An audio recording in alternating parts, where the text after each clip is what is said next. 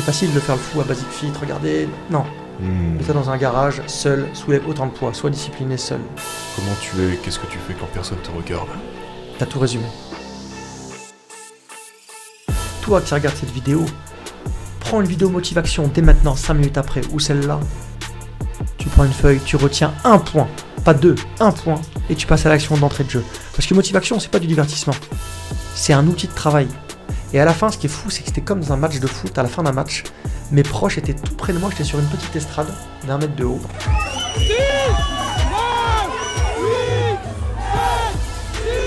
Et tout le monde m'encourageait, mais ils étaient à fond.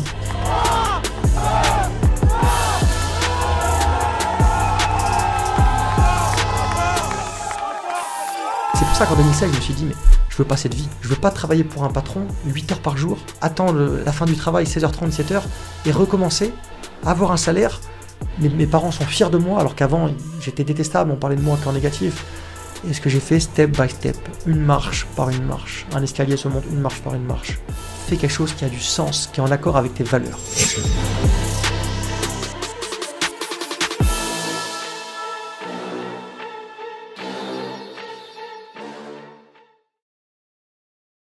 Motivation, c'est une chaîne qui m'a transformé. On en a parlé. Ouais. Motivation, ça a été vraiment un réel déclencheur avec des résultats. Donc je vais parler des résultats parce on aime le processus, on aime l'action, on aime les résultats. Et motivation, tout le travail que vous avez fourni, toi et toute l'équipe, a porté ses fruits, en l'occurrence sur moi et sur beaucoup de monde. Excellent. Donc je suis très très content d'être là avec toi. On a beaucoup de choses à aborder. Exactement. Un parcours très très riche, beaucoup de choses qui ne sont pas forcément en lien les unes avec les autres, mais dont tu amènes, tu arrives à les connecter d'une manière très cohérente. Et en fait, tu es quelqu'un, je remarque, ça fait quoi? On s'est rencontrés hier soir. On a passé, t'as dormi à côté, tout ça, c'était un très bon moment. On a eu le temps de bien discuter, mais on en a beaucoup gardé pour le podcast, donc c'est super, on va pouvoir découvrir ça en direct. Exactement. Tu ne fais rien en fait qui n'est pas en accord avec tes valeurs, et c'est ce que j'aime beaucoup chez toi. Tant que c'est pas accordé avec tes valeurs, en fait tu te plonges pas dedans parce que pour toi ça vaut pas la peine. Exactement, c'est ce que j'ai essayé de développer avec le temps. Disons que je suis passionné par l'humain, les relations humaines, et je déteste être froid avec une personne. Et en fait, plus jeune, j'ai fait des erreurs. C'est pas des grosses erreurs, manque de respect, ça peut être dans une soirée ou autre. Et je me suis froissé avec des gens. Bon. Et certaines personnes, bon, une ou deux dans ma ville en soi, c'est rien, j'ai 35 ans, m'en veulent encore. Et ça, j'y pense très régulièrement. Parce que j'aime être en accord avec mes valeurs, j'aime être une bonne personne, j'aime être apprécié aussi, à ma juste valeur bien entendu, et j'aime être en paix surtout. En paix. Ça se voit, ça se sent. Cool. Super. Écoute, rencontre très atypique, on va peut-être partager 2 mots à ce niveau-là. De base, tu devais dormir dans le coin, on devait se rencontrer ce matin. Au final, tu m'envoies un message hier soir, t'es à 3 km de la maison. On est dans le coin, tac, on est dans la voiture, on arrive demain matin. C'est ça. Impeccable, tout se passe très bien. Je dis, écoute Tony, on est à côté, l'endroit où tu es, on le connaît très bien. Donc, en fait, on arrive, tout simplement. Exactement. On a passé la soirée ensemble, on a bien discuté. On s'est couché vers peut-être 1h du matin. C'est ça. Chose comme ça. 1h30, 2h. Ouais, on s'est réveillé tout à l'heure, on a bien déjeuné, et puis là, on est frais, on peut y aller. On est ensemble. Donc, Tony, est-ce que peut-être que tu veux partager 2 mots? Tu parlais un peu de la chaîne, de tout ce que ça a pu t'apporter, etc. Mais pas par rapport à la chaîne, par rapport au podcast. Qu'est-ce qui t'a motivé à envoyer ton mail? Qu'est-ce qui a fait qu'aujourd'hui, on est assis en face à ce studio, devant ces micros? Alors, premièrement, ça fait 3-4 ans que je suis seul, je travaille énormément. J'ai eu des beaux résultats, le processus a été beau aussi. Et j'avais besoin, en fait, de partager. J'aime beaucoup partager avec les gens ce qui a marché pour moi. Ce qui a marché pour moi, ça a marché pour moi. Je dis pas que ça marchera pour les autres, mais j'adore apporter des outils, cadeaux, gratuits. Parce que j'ai pris énormément d'outils à travers la lecture, à travers tous les mentors, à travers Motivation. Et j'avais besoin de communiquer, j'avais besoin d'une interview. Et le destin a fait que j'étais chez ma meilleure amie en repas. Et j'ai vu ta vidéo podcast. J'ai pris mon portable, j'ai dit c'est non négociable, t'envoies un mail tout de suite. Et je t'ai fait un petit mail un petit peu atypique, j'ai dit on va sortir un peu du lot. Je t'ai mis numéro 1, date de naissance, 1988, 35 ans, tac. Numéro 2, enfant stable. Numéro 3, tac. J'ai essayé de casser les codes pour pas que ce soit long pour toi et que tu dises que le gars il a des choses à dire. Voilà, tout simplement. Et je me suis dit en fait voilà, j'aime beaucoup cette phrase et je vais le répéter. Quand tu fais quelque chose, tu le fais tout de suite et c'est non négociable. Tu commences pas à négocier avec ton esprit paresseux, à écouter la petite voix qui va dire non tu le feras demain tout à l'heure. Ouais. Motivation, c'est une opportunité, c'est une chaîne que j'ai vu évoluer et puis je suis passionné. J'étais très intrigué aussi de tout le travail et cette régularité, on reviendra dessus parce que la régularité, je suis passionné par la régularité, un défi universel. Si les gens, et moi-même, étaient plus réguliers, on aurait des résultats exceptionnels. À la salle de sport, on irait 12 mois sur 12. Pas un peu avant l'été, pas un peu avant Noël, pas Exactement. un peu après Noël. Voilà. Et en fait, j'ai envoyé le mail, tu m'as recontacté très peu de temps après, on a pris contact, le feeling est passé au top et je suis là. Et tu es là. Et le destin a très bien fait les choses. Excellent. Parce qu'en plus, tu viens d'assez loin. Tu as combien de temps de route? 10 heures. 10 heures de route, voilà. 10 heures de Donc route. vraiment, on n'est pas là pour ta côté. Exactement. Ce qui nous a réunis, ce qui a fait que tu as pu saisir l'opportunité de passer dans le coin, c'est que tu es passé par un petit stage, il me semble. Exactement. Vas-y, partage-nous 2 mots par rapport à ça. Même principe. Mon rêve, depuis tout petit, c'était d'être un expert en arts martiaux. J'ai toujours aimé Bruce Lee, Et en fait, disons que j'ai jamais eu le courage, et je vais vraiment être honnête avec toi et le public, de passer à l'action. J'ai été danseur hip-hop pendant des années, je me suis entraîné comme un fou. J'ai toujours eu une musculature quand même assez conséquente, j'ai toujours été trapu. Et ça m'est arrivé des fois de me mettre en colère et de parler de bagarre, je vais te faire du mal, nanani. Et en fait, je me suis rendu compte que je ne savais pas me battre. T'as beau faire des saltos arrière, tenir sur un bras à 200 mètres de haut sur un building, mais tu ne sais pas te battre. Parce que tu ne te bats pas, tu n'as pas les outils, à part mettre des grands crochets du droit à la fête foraine dans le ballon, tu ne sais pas te battre. Donc je me suis dit, pareil, c'est non négociable. Je me suis dit, on va contacter un des meilleurs en arts martiaux, quelqu'un qui m'a inspiré depuis longtemps, monsieur Hugo Tronche, qui est basé sur Grenoble. Parce que moi, Magnifique. pour information, je suis de La Rochelle, donc il y a quand même 10 heures de route. J'ai contacté Hugo Tronche, pareil, j'étais dans ma chambre, dos au mur, on y va, c'est l'heure, Instagram, bonjour Hugo, je me présente, je m'appelle Tony Merguez, j'aimerais faire des cours particuliers avec toi, je sais que t'en donnes. Il m'a contacté, une semaine après, 10 heures de route, j'étais chez lui. Magnifique. Pour apprendre à faire du self-défense. Ce que je te raconte, c'était il y a 1 an et demi. Et hier, j'ai fait un stage intensif, ça a duré 3 jours, et je suis devenu professeur à son nom de self-défense. Excellent. Et il y a 1 an et demi, jour pour jour, à peu près, je lui ai envoyé un simple message, quoi. Et j'ai travaillé pendant 1 an et demi, on va en venir, régularité, focus, j'ai écouté ses conseils, je suis venu 5 fois. À chaque fois que je viens, un aller-retour, c'est 800, voire 1000 euros. Pour prendre des cours particuliers, je ne sais pas si on voit mon bras, j'ai des bleus, j'ai des bleus énormes, j'ai mal partout. Mais je suis instructeur et je commence une section dans ma ville pour apprendre à se défendre, à des proches, à des amis, à des gens que je ne connais pas. Donc il y a aussi de la contribution, c'est en accord avec mes valeurs d'apprendre à se défendre. Pas apprendre à taper, bien entendu, apprendre à se défendre. Essayer de comprendre la psychologie d'un agresseur. Et je commence le 18 septembre dans ma ville à Rochefort. Un rêve qui se réalise. Je suis très content parce qu'il y a 1 an et demi, même avant d'envoyer ce message en soi, magnifique. Tout part d'une simple pensée, d'une toute petite action. Décision et action, comme tu dis. Exactement. C'est magnifique. Ça. Et donc c'était il y a quoi, 1 an et demi que tu as envoyé ce message? C'était avril 2022. Donc ça reste assez récent et les résultats sont déjà bien présents. Et Hugo Tronche a vu que j'étais déterminé, quoi. Je suis le seul élève à faire 10 heures de route, venir se faire... parce que tu disais, donc là, tu y allais 5 fois, c'est ça? 5 fois, ouais.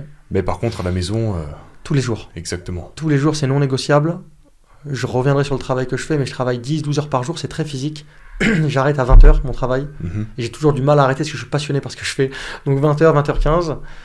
Ma femme m'attend pour manger et à chaque fois, 3 quarts d'heure, une demi-heure, 3 quarts d'heure de self-défense. Je me suis acheté un bob. Okay. Je m'entraîne dans une salle sombre avec de la tapisserie rose.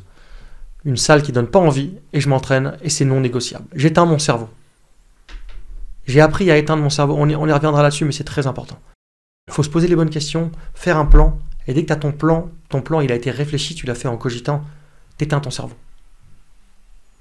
Tu passes à l'action sans réfléchir, tu rebondis sur tes erreurs, c'est très important, ça m'a beaucoup aidé, et tu repasses à l'action de façon plus constructive. Excellent, très très bon début de podcast, on va revenir dessus justement parce que c'est tout récent, on va vraiment décortiquer chaque chapitre de ta vie, aborder tous les points qui ont fait de toi l'homme que tu es aujourd'hui. Donc Tony, je te laisse la parole, ça part sur une présentation. Tu le prends dans le sens que tu veux, tu n'es pas obligé de tout partager comme je te disais, mais voilà, je te laisse la parole. Tony, présente-toi. Très bien. C'est parti. Alors, mon nom, Tony, mon prénom Tony, mon nom de scène, Tony Merguez.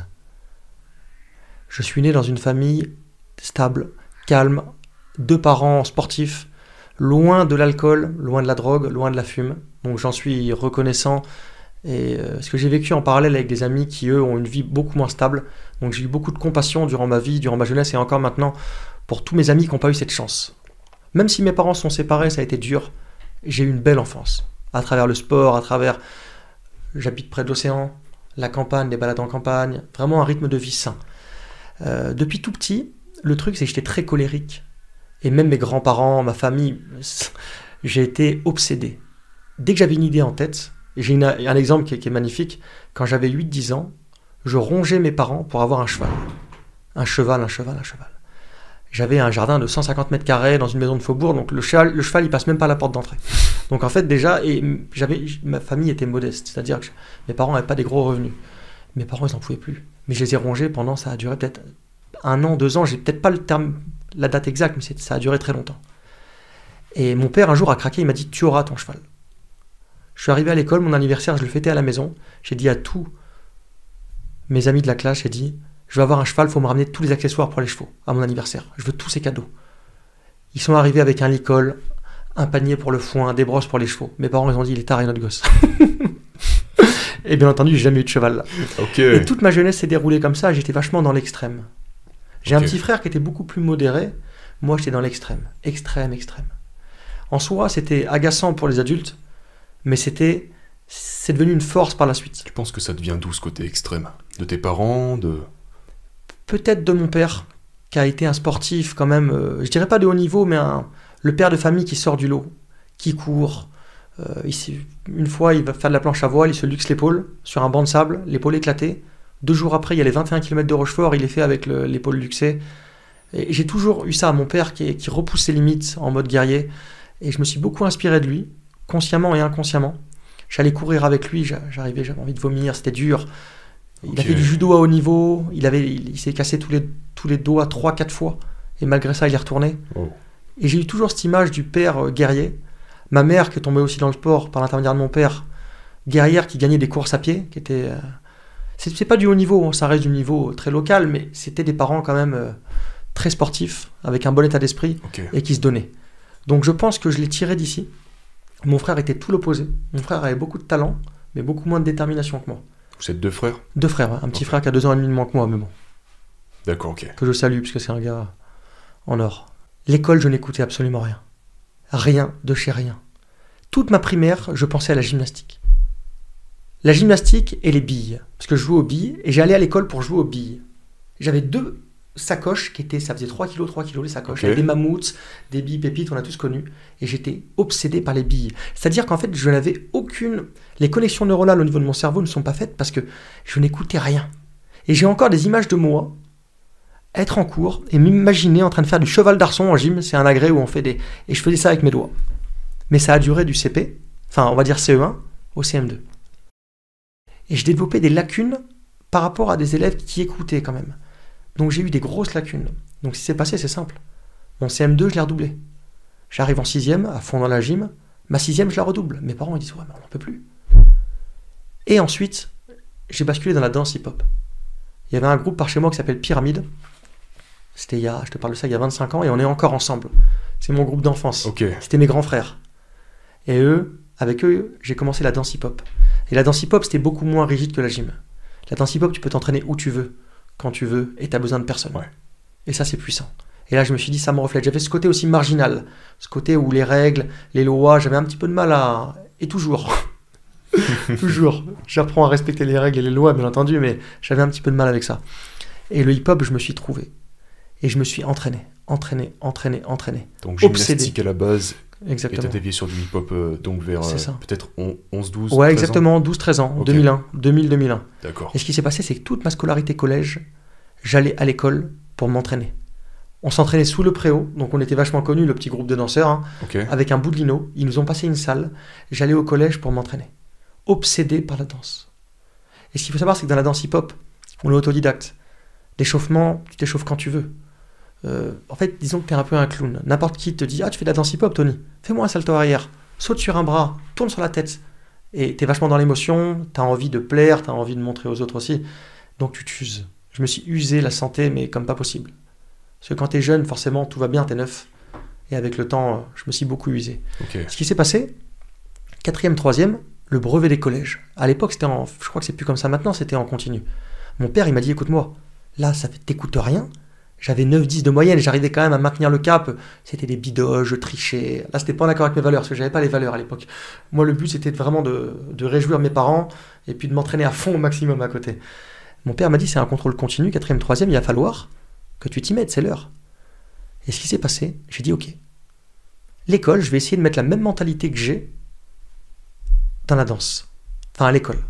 Et en fait, dans la danse hip-hop, moi, j'étais vachement organisé et discipliné par rapport à tous mes potes, parce que je faisais de la performance. La performance, c'est de tourner sur la tête, c'est des équilibres à bras, c'est des vrilles, c'est ce qui est le plus dur, le plus physique. Et sans discipline, tu n'y arrives pas. Et je faisais de la performance. Et tout le monde a essayé la performance quand tu commences la danse, et les gens arrêtent au bout de 3 mois, parce qu'ils se rendent compte que c'est dur, que ça fait mal, que c'est pas facile. Et je me suis dit, je vais essayer de mettre la même discipline dans l'école. Et en fait, ce que j'ai fait déjà, premièrement, tout mon groupe de danse hip-hop, j'ai changé un peu de team. Je les ai gardés pour la danse, mais je me suis mis avec des potes à moi qui travaillaient un peu à l'école. Et les récrés, je les ai passés à faire une petite feuille de révision pour avoir mon brevet. C'était ma mission, 4e, 3e. C'était nouveau, mais j'ai retranscrit cette énergie hip-hop, danse, détermination dans l'école. Et j'ai eu mon brevet. Mon père était content. Je suis arrivé au lycée, donc c'était lycée professionnel, et je me suis dit, Tony, à partir de maintenant, on va rebondir sur les erreurs que j'ai faites. J'étais beaucoup associé à une racaille à l'école. Et ça me rendait dingue parce que j'ai une bonne famille, j'ai toujours essayé d'être gentil avec les gens, même si des fois je m'excuse auprès de certaines personnes qui regardent cette vidéo si je vous ai offensé, fait du mal. Mais j'ai toujours essayé quand même d'être sympathique, d'être respectueux, d'être poli. C'est ce qu'on m'a inculqué et j'aime ça en fait. J'aime être en bon terme avec les gens. Et je suis arrivé au lycée et je me suis dit, Tony, le personnage du collège, je ne veux plus le voir. C'est-à-dire qu'on va d'entrée de jeu apprendre à être seul et bien s'entendre avec tous les gens. Et l'école, ta mission, c'est d'être le premier de la classe. Tu te débrouilles comme tu veux. Et ce qui s'est passé, c'est que je suis arrivé au lycée, donc j'étais à l'internat. Je me suis dit, ok, je ne veux pas de team. C'est-à-dire, je ne veux pas qu'on me dise, ouais, tu nous as pas attendu pour manger. J'ai envie d'être seul. Je mange où je veux, quand je veux. Je peux réviser quand je veux. Je peux travailler quand je veux. Je suis autonome. Par contre, je m'entends bien avec les gens. Et ce qui s'est passé, c'est simple. J'ai été en bac professionnel menuiserie. Mon père m'avait mis là-dedans. Et j'ai travaillé dur. En mode, je m'entraînais. Je travaillais, je m'entraînais, je travaillais. Et j'ai eu mon bac, mention bien. Félicitations du conseil de classe. Et toutes mes années de lycée, donc j'ai fait un bac menuiserie et un bac commerce, j'ai été appelé en dernier, c'est-à-dire j'ai été le meilleur lycéen de toute la promo bac pro, à l'époque c'était 2010-2011, avec bac mention bien, j'ai eu 15 de moyenne. Mais ce qu'il faut savoir, Yannick, c'est que tout ce qu'en amont j'avais pas écouté, en fait, j'ai travaillé 10 fois plus que la plupart des gens, parce que la deuxième, en fait, elle avait 14 de moyenne. C'était Marine, une amie à moi. Okay. Et elle ne travaillait pas. Parce qu'elle, elle faisait le minimum. Mais moi, je faisais le maximum. Et ce qui était contradictoire, j'ai beaucoup aimé ça, c'est que j'étais en ensemble Lacoste, parce que je me prenais un peu pour un voyou à l'époque, j'y reviendrai à ça. Je dansais, mais j'avais toujours ce côté un petit peu colérique en moi. Et c'était contradictoire. J'arrivais en ensemble Lacoste jaune. Effet de contraste. Et je révisais. Chaque récréation. Dès qu'il y avait un contrôle, je le préparais le contrôle, je savais, je faisais une synthèse exactement ce qu'il fallait apprendre. Dans le couloir, je révisais. Et je restais, s'il faut, une demi-heure de plus, 15 minutes de plus à la fin du cours pour avoir la meilleure note possible. Que ma pote Marine, elle, qui avait quand même des facilités et qui, elle, à la fin du contrôle, la dernière question, elle n'allait pas se prendre trop la tête, tu vois. Donc en fait, j'ai eu 15 de moyenne, mais si ces mêmes personnes qui, eux, ont un parcours un peu plus propre niveau école, ont été un peu plus concentrés, avaient travaillé comme moi, je pense que j'aurais été quasiment le dernier. En fait, ça résume que j'adore. Quand tu es déterminé, ça revient, moi je m'inspire beaucoup de Goggins, hein, on est d'accord, hein, ici c'est... Et quand il parle de ces cahiers spirales, à travailler 10 fois plus que la moyenne, et ces lacunes, je les retrouve aujourd'hui. Je déteste faire des jeux de société avec des amis, ou des jeux où il faut cogiter, parce que je sens que j'ai un petit côté, j'ai des grosses lacunes là-dedans. Okay. J'ai des grosses lacunes, et ça me rend dingue, en fait. De me dire que j'arrive pas, même... Ma femme actuelle me dit, Tony, putain, mais tu prends des super décisions pour plein de trucs, mais excuse-moi le terme, des fois t'es con. Pour des choix logiques, j'ai une logique d'esprit que je n'ai pas travaillé étant petit, parce que j'étais omnibulé par certaines choses, et ça a fait des lacunes. Mais après, bien entendu, je m'en suis servi. Et est-ce que tu as toujours eu ce côté où tu t'auto-analyses, tu prends conscience de tes faiblesses? Par exemple, je suis pas doué du tout par exemple, dans les jeux de société, comme tu cites. mais ça me rend dingue, je vais peut-être travailler sur ça, je vais travailler sur moi, je vais développer des compétences que je n'ai pas. T'as toujours eu ce truc-là ou c'est venu avec le temps? C'est venu en 2016. 2016, ça a été une année très très dure. 2015-2016. Ce qui s'est passé, c'est qu'avec la danse, donc avec mon groupe de danse, en fait, on a fait des spectacles dans le monde entier, essentiellement dans des théâtres, on a beaucoup voyagé, on a beaucoup bougé. En parallèle, j'ai fait beaucoup de spectacles de rue. J'adorais les spectacles de rue au chapeau, parce que tu pars de rien, tu arrives avec ton talent dans la rue.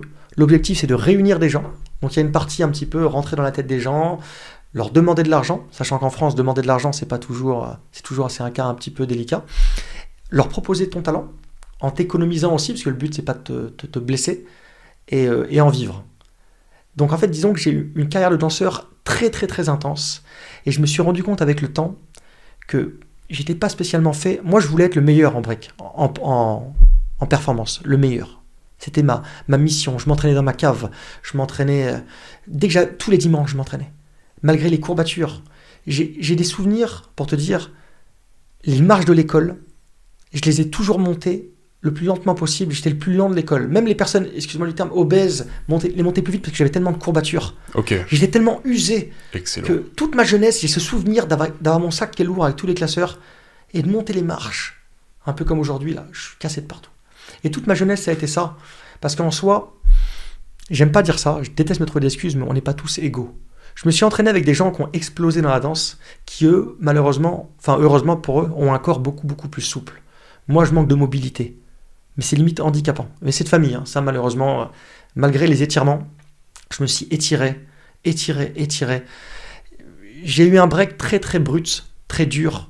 Même si en soi les vidéos, les gens disent ouais, t'as l'impression d'être super souple. Non, je suis pas souple du tout. Et je n'avais pas cette case qui est très importante, la mobilité, la souplesse pour être excellent. En gymnastique, ça s'est ressenti direct. Okay. J'étais au championnat de France, je pouvais pas monter plus loin. D'accord. Et c'est osseux, c'est pas musculaire au niveau des hanches. Donc ce qui s'est passé, c'est qu'en break, je me suis usé mais 10 fois plus vite que la moyenne. 2015-2016, très compliqué. Blessure sur blessure sur blessure. Et le problème, c'est que je manquais de régularité. C'est un sujet qui me tient vraiment à cœur, qui a changé ma vie. J'étais dans l'extrême, c'est-à-dire j'allais m'entraîner 3 heures. J'allais m'entraîner comme un bourrin. Et ce qui se passait, c'est qu'après, j'étais blessé pendant 3 jours, voire 15 jours. Donc au bout du compte, j'arrivais pas à gérer mes émotions, à caler mes entraînements sans me blesser. Et Yannick, je suis arrivé à un stade de ma vie où la danse, j'en vivais. Et je me suis dit, mais comment je vais faire si j'arrête la danse? Et je me suis dit, c'est simple. Soit je me tue. J'y ai pensé. J'ai dit, je monte sur un building, je vais à Bangkok, parce que j'adorais ce genre de challenge. Je me mets sur les mains, je me tue. J'y ai pensé, hein. J'en ai pleuré, je devenais fou. Mais personne ne le savait, j'étais seul. J'étais seul chez moi, sur le carrelage, j'ai eu des nuits où je pleurais. Je devenais fou. Ça a été très très dur. J'ai pris une feuille blanche, j'ai dit, j'ai une autre possibilité. Je vais commencer à être régulier. Je vais commencer à rebondir sur mes erreurs. J'ai vu des vidéos, à la base, la vidéo que j'ai vue, c'est une chaîne qui s'appelle Jamal Lazar, qui est devenu un peu mon mentor, même si on s'est eu très très peu de fois par mail et tout. Jamal Lazar, qui a complètement arrêté. J'ai vu une de ses vidéos dans ma voiture. J'ai dit maintenant, les vidéos de motivation, c'est un truc qui me plaît énormément. C'est un truc ça m'a transformé. J'ai dit ok, j'ai une belle éducation, j'ai des parents en or, j'ai une famille en or, je peux pas me tuer. Je suis un lâche. Sachant que j'ai vu tous mes amis, j'ai tous mes potes, eux ils ont plus de papa. Le père il est en prison, il est mort, ou la maman, j'ai des potes à moi, leur maman en faisait la manche, elle est décédée. Enfin, j'ai vécu, voilà, j'ai beaucoup de compassion pour mes potes qui n'ont pas eu cette chance. Je dis moi j'ai eu énormément de chance dans ma vie. Je suis en bonne santé, ma famille est en bonne santé, j'ai une famille très stable, j'ai pas le droit de faire ça. Donc j'ai commencé à être régulier, à lire. J'ai commencé à lire des livres sur le développement personnel. Je me suis dit, Tony, on va faire un truc, je vais pas refaire les mêmes erreurs qu'avant. Je vais pas dévorer le livre en une nuit. Ça, c'est un livre qui se digère. Donc j'ai commencé à lire 10 pages par jour. C'est non négociable. 10 pages par jour. Et je faisais un truc qui est très intéressant, qui a marché, et je le donne comme outil, traquer ses habitudes. Donc tu prends une feuille très simple, et tu prends cette feuille, tu prends un stylo, une règle, tu fais 90 cases par exemple, ça fait 90 jours, 3 mois. Et tu dis pendant 3 mois, je me fixe une habitude, par exemple, ça peut être plusieurs, mais je préfère passer par une, la lecture, et je vais lire 10 pages par jour. Et en fait, chaque jour, je vais marquer je l'ai fait, ou valider, ou tu marques ce que tu veux, un petit smiley, tu coches la case. Comme un calendrier de l'Avent. Et en fait, nous, l'humain de base, on aime cocher des cases, on aime pas quand il y a des trous, on n'aime pas ça, tu vois. Et j'ai commencé cette formule de traquer ses habitudes qui a fonctionné pour moi. J'ai commencé à lire, Et j'ai pris conscience. J'ai lu un autre livre, un deuxième, un troisième, des vidéos de motivation. Et ça a bouleversé ma vie. Dale Carnegie, le pouvoir de la sympathie, le pouvoir des relations humaines. Et tout ce que j'ai appris dans les livres, je l'appliquais. Parce que je donnais toujours des cours de danse. J'ai dit, je vais arrêter la danse. Mais je vais continuer à donner des cours de danse. Et tout ce que j'ai appris dans les livres, je vais l'appliquer sur mes élèves. Car des enfants, je n'aime pas dire ce mot, mais c'est facilement manipulable. La manipulation bienveillante, bien entendu. Un petit, tu peux jouer un petit peu avec lui, tu vois. Et j'ai appris à travers ces livres, à responsabiliser un enfant. Ce que mon père, en soi, n'avait pas fait avec moi.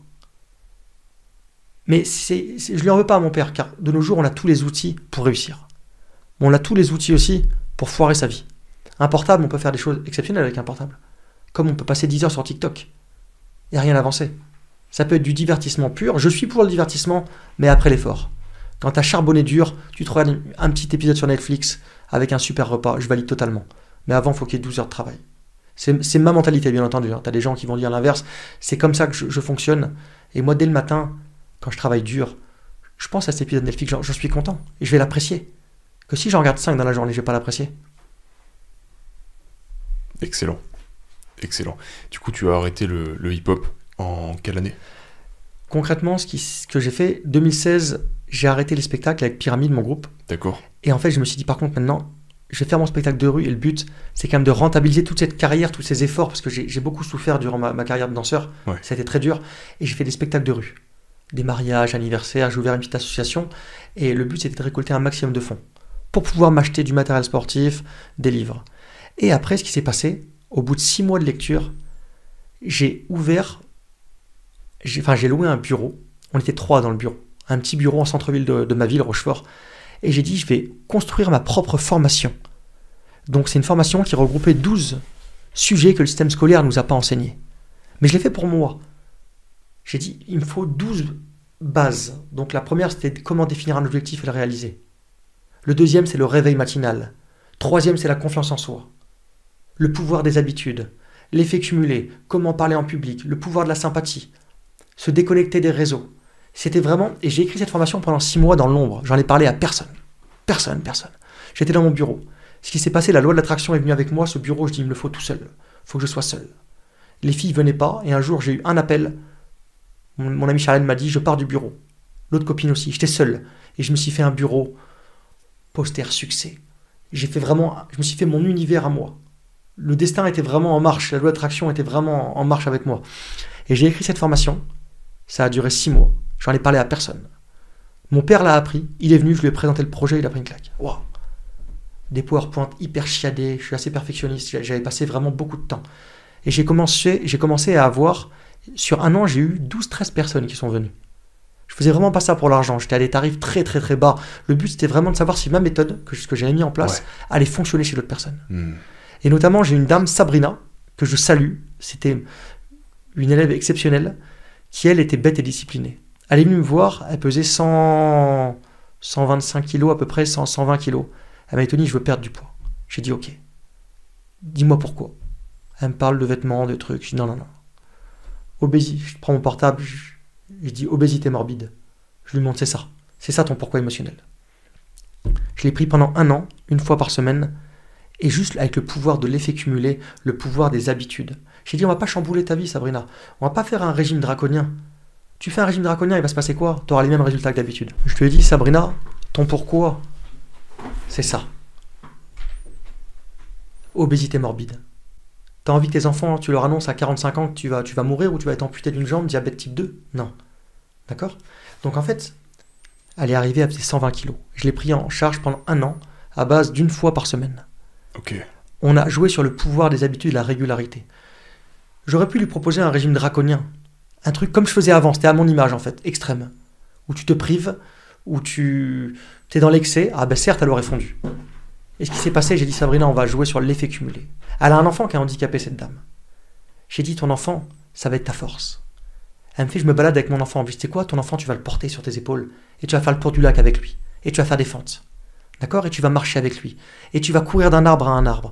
D'accord? Juste le matin, tous les jours, tu te fais une routine de 15 minutes. Tu te lèves, tu mets une musique que t'aimes, tu danses pendant 3 minutes. Des petites choses simples. Tu vas à la salle 3 fois par semaine, pas plus, pas moins. Je répète, pas plus, pas moins. Comme ça, tu gardes ta régularité. Où on perd la régularité, c'est quand on veut trop en faire. Et quand on la perd, c'est quand on négocie avec soi-même et on ne va pas à la salle. Non, c'est non négociable. 3 séances. Cette dame, elle est arrivée, au bout d'1 an, elle avait perdu 35-40 kilos. Mais surtout, ce que j'ai beaucoup aimé, c'est que mentalement, c'était une autre personne. Elle avait le mindset. J'avais ancré en elle, j'étais tellement heureux. Mais bien entendu, pas en mode gourou, je restais vachement détaché. Je lui ai apporté les outils qui avaient fonctionné pour moi. Traquer ses habitudes, le petit tableau. Voilà. J'ai pas chamboulé ses habitudes. Et en fait, je me suis dit, cette méthode de la régularité, l'effet cumulé, elle fonctionne. Donc maintenant, je vais la mettre dans mes projets personnels. J'ai fermé le bureau. J'ai dit, ça fonctionne. J'ai contribué, j'étais content parce que je me suis dit, j'ai contribué. Il y a 12 personnes qui étaient satisfaites. Et j'ai dit, je ferme le bureau. Clé sous la porte. Maintenant, je le mets en place dans ma vie. Et on va construire ce qu'on appelle les fondations du building. Voilà. J'aime beaucoup l'argent, parce que l'argent, c'est un outil qui nous permet de faire énormément de choses. Mais pour avoir des bonnes fondations, ça prend du temps. Faut pas se précipiter. Faut pas monter un building sur de l'herbe ou sur un terrain en argile tout dégueulasse. Faut vraiment des fondations solides. Et là, dans 1 an, mes fondations seront, financièrement, je pense beaucoup à mon avenir, seront logiquement coulées. Ça sera carré. Excellent. D'accord, donc tu as créé cette formation, tu l'as ouvert au public, tu as proposé tes services. C'est ça. Pour valider ta propre méthode. Exactement. Et ensuite l'appliquer à toi-même. C'est ça. Excellent. Cette idée t'es venue d'où? C'était à cette période difficile où tu as arrêté le hip-hop? Exactement. Et tu t'es dit, ok, il faut que je me reprenne en main, j'ai 2 solutions. Soit j'en finis avec moi, soit je reprends ma vie en main à travers les livres, à travers l'éducation, à travers les tests, essais, erreurs, etc. C'est ça. Ok. T'étais dans quel état mental au moment de lancer cette formation, pendant ces 6 mois où tu as travaillé d'arrache-pied, seul dans ce bureau que tu as personnalisé, tu t'es créé ton univers? T'étais dans quel état mental à ce moment-là? Comment tu te sentais? J'étais tellement heureux, parce que j'étais heureux, épanoui, parce que tous les jours j'apprenais des choses. Je me suis beaucoup passionné par le cerveau humain, comment fonctionne le cerveau triunique, comment fonctionnent les émotions, comment fonctionne... Parce que j'avais besoin de comprendre l'humain. Et d'être un peu détaché aussi des émotions. Tu te fâches avec quelqu'un, se mettre à sa place, avoir des visions 360 degrés. Donc en fait, j'étais dans un état, c'était génial. Et surtout, j'avais donné du sens à ma vie. Quand j'étais plus jeune, j'étais en menuiserie, je faisais des stages, je pensais qu'à débaucher, qu'à finir, qu'à terminer le travail. Et je me disais, le travail, et j'ai grandi dans une famille où mon père me disait, c'était mentalité un peu ouvrier. Mon père me disait... Il faudrait que tu trouves une entreprise de menuiserie. Faut absolument que tu travailles. Si t'es patron, ça va être compliqué. Et ma mère, je l'ai vue après quand mes parents se sont séparés, très très régulièrement pleurer devant ses feuilles de compte. Elle faisait ses comptes toute seule le soir. Putain, mais comment je vais faire? Et en fait, je me suis dit, c'est quoi cette vie? Et c'est pour ça qu'en 2016, je me suis dit, mais je veux pas cette vie. Je veux pas travailler pour un patron 8 heures par jour, attendre la fin du travail, 16h30, 17h, et recommencer, avoir un salaire. Je veux vraiment faire quelque chose qui me plaît. Et quand j'ai ouvert ce bureau, en fait, ce qui est fou, c'est que j'ai fait des résumés de livres. Mais en soi, si tu vas par là, c'est pas spécialement productif, mais au début, j'avais besoin de ça pour me former, pour avoir cette fondation. Je lisais un livre, sur le livre, j'écrivais, et je le fais toujours, je mets un petit cœur, un cœur avec un plus, un cœur avec 2 plus, un cœur avec 3 plus quand ça me plaît. Et à la fin, je fais un petit résumé avec les points, les 10 points qui m'ont vraiment touché. Et je faisais un résumé. J'ai un classeur entier, classeur à spirale, pareil. Avant de connaître Goggins, en plus, ce qui est fou. Magnifique. Et où j'ai écrit des résumés de livres. Et les passages qui étaient importants, je les écrivais en rouge. Et à travers ça, j'ai appris à sectionner ma formation, mes 12 sujets. Mais j'étais dans un état, c'était magnifique, en fait, ce qui se passait, Yannick. C'était magnifique, ce qui se passait. C'est vraiment, j'étais dans un état... Je crois que c'est vrai que j'y pense pas souvent, mais c'était une des très très belles périodes de ma vie. Et c'est venu assez vite, cette idée t'est venue assez rapidement. Comment tu t'es lancé dans ce projet-là, justement? C'est très curieux, en fait, c'est très atypique, cette partie-là de ta vie, c'est magnifique. J'ai commencé à faire une chose que je recommande aux gens, des réunions avec soi-même. C'est-à-dire que tous les vendredis, je me posais, nous, le fleuve qui y passe, c'est la Charente, à Rochefort. Et c'est un lieu qui me tient à cœur, ça fait le tour de Rochefort, la Charente. Et j'allais à la Charente sur un ponton, et je le fais toujours. Ok. Je me pose, je sortais de la salle de sport souvent le vendredi soir. Et je fais des allers-retours. Coucher de soleil, je me pose. Je suis seul, le portable, il est dans la voiture. Je suis pas dérangé. Et je me dis, ok, où tu en es maintenant? Niveau business, où tu en es? Financièrement, où tu en es? Niveau famille, est-ce que tu vas voir tes grands-mères? Où tu en es? Et je faisais un point. Et la chose la plus importante dans une réunion avec soi-même, c'est d'être honnête avec soi-même. Faut pas commencer à se mentir. Ou à bluffer avec soi-même. Non. Faut être le plus honnête. Et ça m'a énormément aidé. Parce qu'à chaque réunion, j'avais une vision. Et chaque vision, c'est concrétisé. À chaque fois, quasiment. Et ces réunions, ça durait quoi, 15-20 minutes. Okay. Et je rentrais dans ma voiture, j'étais apaisé.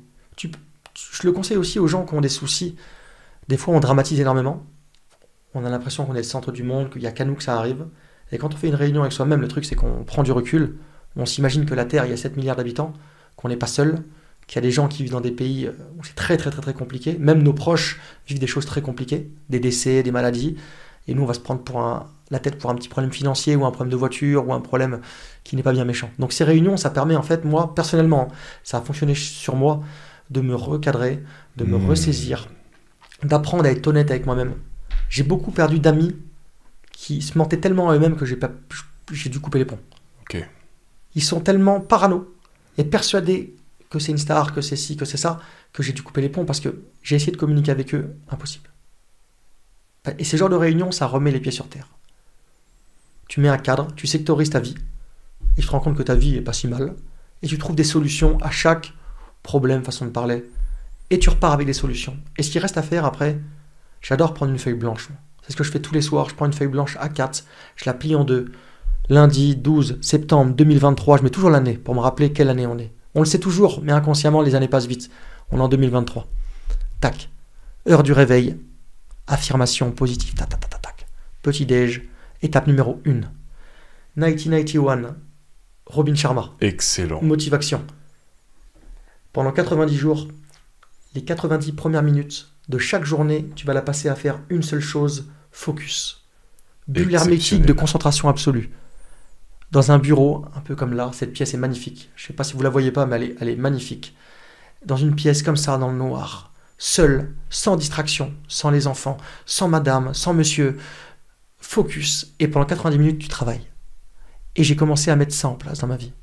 Vraiment à travailler sur les priorités. Et pour en revenir à cette feuille A4 que je plie en deux tous les jours, ça me fait 4 jours de semaine parce qu'après je la replie, je la déplie. J'ai une trace de ce que j'ai fait. Je mets les appels que j'ai à faire au niveau relations humaines. Je mets l'heure du coucher. Parce qu'il y a des choses à faire et des choses à ne pas faire. Si tu veux te lever à 5h, 6h, 7h du matin, il faut apprendre à ne pas te coucher à 1h du matin. C'est mieux pour le sommeil. Bien sûr. J'ai appris durant ma formation comment le sommeil fonctionnait. Le sommeil lent léger, lent profond, paradoxal. Comment fonctionnait le cerveau. Et quand tu comprends tout ça, tu sais comment travailler après. Des choses simples. C'est abordable à tout le monde. Tu vas sur Google, comment fonctionne le sommeil. Tu regardes C'est pas sorcier, Fred et Jamy. Ça aussi, je l'ai fait pendant des mois. Un C'est pas sorcier chaque midi. Je prenais des notes. Tac, tac, tac, un petit mind mapping. Excellent. Et c'est une évolution continue. Ok, donc ça, c'est vraiment une habitude quotidienne. Et tu as commencé à le faire depuis... Ça fait combien de temps que tu fais ça? 2016. J'ai commencé avec des post-it jaunes. Et je me suis rendu compte que le post-it, c'était un peu étroit. Donc j'ai pris une feuille. Et à chaque fois, je mets tout rayé. C'est non négociable, tu rayes tout avec une cible. Tac, tac. Et des fois, je me mets des phrases motivantes sur ma feuille. Et comme ça, j'ai une trame la journée. Parce que c'est hyper important. Moi, je recommande aux gens. Il y a une grosse différence entre la personne qui va te dire demain, je vais au sport, et la personne qui te dit demain, à 9h, pétante, je suis devant la salle. Demain, je vais au sport, c'est trop vaste. Tu vas te lever. Il y a deux, on le sait tous, plus ou moins, il y a deux moments qu'on contrôle dans la journée, c'est le matin, qui est le gouvernail de la journée, le matin. Tu loupes ta matinée, malheureusement, ça va être compliqué. Et le soir. C'est des moments clés. Le matin, c'est le gouvernail. Donc moi, j'ai appris à avoir des outils aussi pour me lever le matin. C'était un gros défi. Le portable, tu le mets à 3 mètres. Il est en silencieux. Il ne s'allume pas toute la nuit. Tu n'as pas de notification. J'ai appris à désactiver Insta, Facebook. Il n'y a plus rien sur mon portable. Que le week-end, quand j'ai décidé de le mettre. Là, j'ai publié une vidéo, là, hier. Je les ai mis. Là, dans 48 heures, il n'y a plus rien. Il n'y a que contrôle. SMS, appel. SMS, appel, mes notes, ma feuille blanche. Tu ne peux pas bosser quand tu es constamment dérangé. C'est impossible. Ensuite, le matin, le soir. Les points clés de ma journée. Tu commences une bonne matinée. Et j'ai appris tous ces outils. Il y a des choses à faire, il y a des choses à ne pas faire. Et ça, je le répète, il y a des choses à faire et des choses à ne pas faire. Ça, c'est très très important. Donc rendez-vous quotidien avec soi-même, à travers cette feuille blanche, traquer ses habitudes. Exactement. Faire son plan pour sa journée du lendemain, pour sa journée, peu importe. Et ce petit, ça c'est le conseil en or, rendez-vous avec soi-même hebdomadaire ou même quotidien. Je crois que Robin Sharma conseille un rendez-vous quotidien avec soi-même le matin. Ouais. Excellent. J'adore la philosophie. Et j'ai un truc, Yannick, aussi à dire. J'ai commencé à mettre en place l'effet cumulé. Et sur Motivation, ça m'a beaucoup inspiré parce que j'ai vu énormément une vidéo notamment dont tu avais parlé d'un monsieur qui était pas lecteur et qui a commencé à lire 5 pages par jour. Et il s'est rendu à lire 25, 30, 40 livres par an avec de l'effet cumulé. Et moi, je suis passionné par l'effet cumulé. Et en fait, ce qui s'est passé, chaque Noël, on arrivait chez ma grand-mère à Angoulins, à côté de La Rochelle. Il y avait une corbeille de fruits avec des oranges. Et mon frère, Alexis, il est hyper doué naturellement dans tout ce qu'il fait. Et il prend des oranges, il jonglait. Et à chaque fois, je voulais pas le faire parce que je n'osais pas. Je dis, putain, mais moi je vais éclater les oranges, elles vont tomber. Et j'ai essayé une fois, il s'est foutu de ma gueule. Et j'étais un peu pâteau dans ma famille. C'était un petit peu le... J'avais l'image du gars qui est déterminé, mais qui est bourrin. Tout dans les muscles, rien dans la tête. Et ça m'a un peu agacé. Ce qui n'est plus le cas maintenant. J'ai cassé les codes. Et je vais en parler. Et je me suis dit, ok, Tony, on va faire un truc. C'était le 25, le repas du midi 25. J'ai commandé des balles de tennis au début. 3 balles. J'ai dit, tu sais quoi, à partir de demain matin, mon réveil, je me levais à l'époque à 6h45, 7h. Chaque réveil, tu débarbouilles la tête. Tu prends tes balles et tu jongles pendant 5 minutes. Je répète, 5 minutes, pas plus, pas moins. Pas plus, pas moins. Et en fait, ce qui s'est passé, j'ai fait ça pendant 1 mois et demi. Et j'ai commencé à avoir... Je sentais que j'étais pas doué, des petits résultats. Ok. Mais ce qui s'est passé, c'est qu'au bout d'un an, Noël prochain, j'avais commencé à faire des sessions de 25 minutes. Je me suis acheté des vraies balles de jonglage. Je suis arrivé à Noël, machine de guerre. Je savais faire toutes les variantes en jonglage. Je savais tenir la balle sur la tête. Je savais la passer dans le dos, sous les jambes, faire sous les bras, des variantes. J'avais progressé de fou, mais dans l'ombre. Et mon frère, il adore parce qu'il sait. J'adore me cacher pour travailler. Je dis rien. Et il a pris une claque. Son ego a pris une petite... Excellent. Et en fait, en jonglage, maintenant, ça m'est arrivé de m'entraîner dans des parcs et je rencontre un circassien et je vois que ça m'est arrivé d'être meilleur que lui. Enfin, j'ai un niveau très très modeste en jonglage. Hein. Mais j'arrive à jongler à 4 balles, j'arrive à... Okay. Et en fait, c'est l'effet cumulé qui a fait ça. Parce qu'en soi, j'ai jamais fait des grosses sessions de jonglage. Et j'ai fait pareil avec le foot. Mon groupe Pyramide, c'est des gars qui ont grandi dans une cité, donc le foot, c'est le sport national. Et au foot, moi, pâteau, j'avais honte de jouer. Un peu comme les jeux de société, ce que je te disais. Gros problème de connexion, j'étais pas confiant au foot. Je me suis dit, Tony, c'est simple. Ce que tu as fait avec les balles de jonglage, on va le faire avec le foot. J'ai acheté un ballon à Decathlon. Un ballon à 5 €. J'ai fait une vidéo sur ma terrasse. J'ai dit, tous les footballeurs de ma ville, tous mes amis là, regardez mon niveau de jongle. J'ai fait 4 jongles, jambes tendues, la balle elle est partie chez le voisin. Mais vraiment, c'était une catastrophe. C'était beaucoup plus dur que le jonglage à main. Et je me suis entraîné pendant 1 an et demi. On a été en tournée, on est parti, on était à Avignon, dans le sud de la France. Je suis arrivé avec un ballon. Toi, tu joues au foot, Tony? Ils se sont tous foutus de moi. J'ai fait un concours de jongle. Alors en soi, j'étais pas bon footballeur, mais j'étais bon qu'en jongle. Okay. Et en jongle, je les ai freestyle. Tous éclatés en freestyle. J'ai fait un concours de tête, j'en faisais 150 sur la tête. Et j'étais tellement fier de moi parce que... Incroyable. L'effet cumulé. De petites choses, ça paraît insignifiant. Hein, et c'est exponentiel. C'est comme les chaînes YouTube. Tu passes de 0 à 1000 abonnés en 6 mois et de 0 à 100 000 en 6 mois plus tard. Tu as fait plus de fois 100. Mais c'est pareil avec l'effet cumulé. Donc je recommande aux gens, très très important, d'être régulier et l'effet cumulé, de petites habitudes, chaque jour qui vont te permettre d'évoluer. J'aime beaucoup ce que tu dis par rapport au pas plus, pas moins. On est beaucoup à se reconnaître, et moi le premier, à vouloir faire énormément, tu sais, dans nos journées. Et se retrouver au soir, en fait, tu as fait 40, 60% grand max de ce que tu t'étais donné à faire.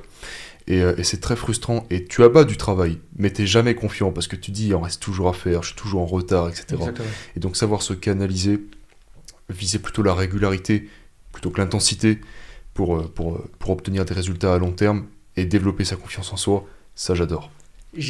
Alors dans ma vie, j'ai mis une chose qui s'appelle l'action massive. Je me suis beaucoup inspiré de M. Robin Sharma, que je salue, exceptionnel. J'ai lu beaucoup de livres à lui. Action massive, c'est-à-dire que tu peux passer, il parle des 5 grandes heures, ce que j'aime beaucoup, 5 grandes heures où tu es concentré à faire la chose la plus importante. Mais quand on dit concentré, c'est focus. Donc moi, je mets ça dans mon projet qui est l'immobilier. Maintenant, j'ai acheté des maisons, des appartements. J'essaie de travailler 8, 10, voire 12 heures dans les grosses journées. Ce qui est un petit peu extrême, mais j'essaye vraiment de faire 8 heures minimum, concentré, focus. Et après, en parallèle, tout ce qui est sport de combat, self-défense, les jongles, c'est de l'effet cumulé. Ça sert à rien, je vais pas faire 8 heures de self-défense. J'ai musé, ça va me dégoûter. Non, je le mets en effet cumulé.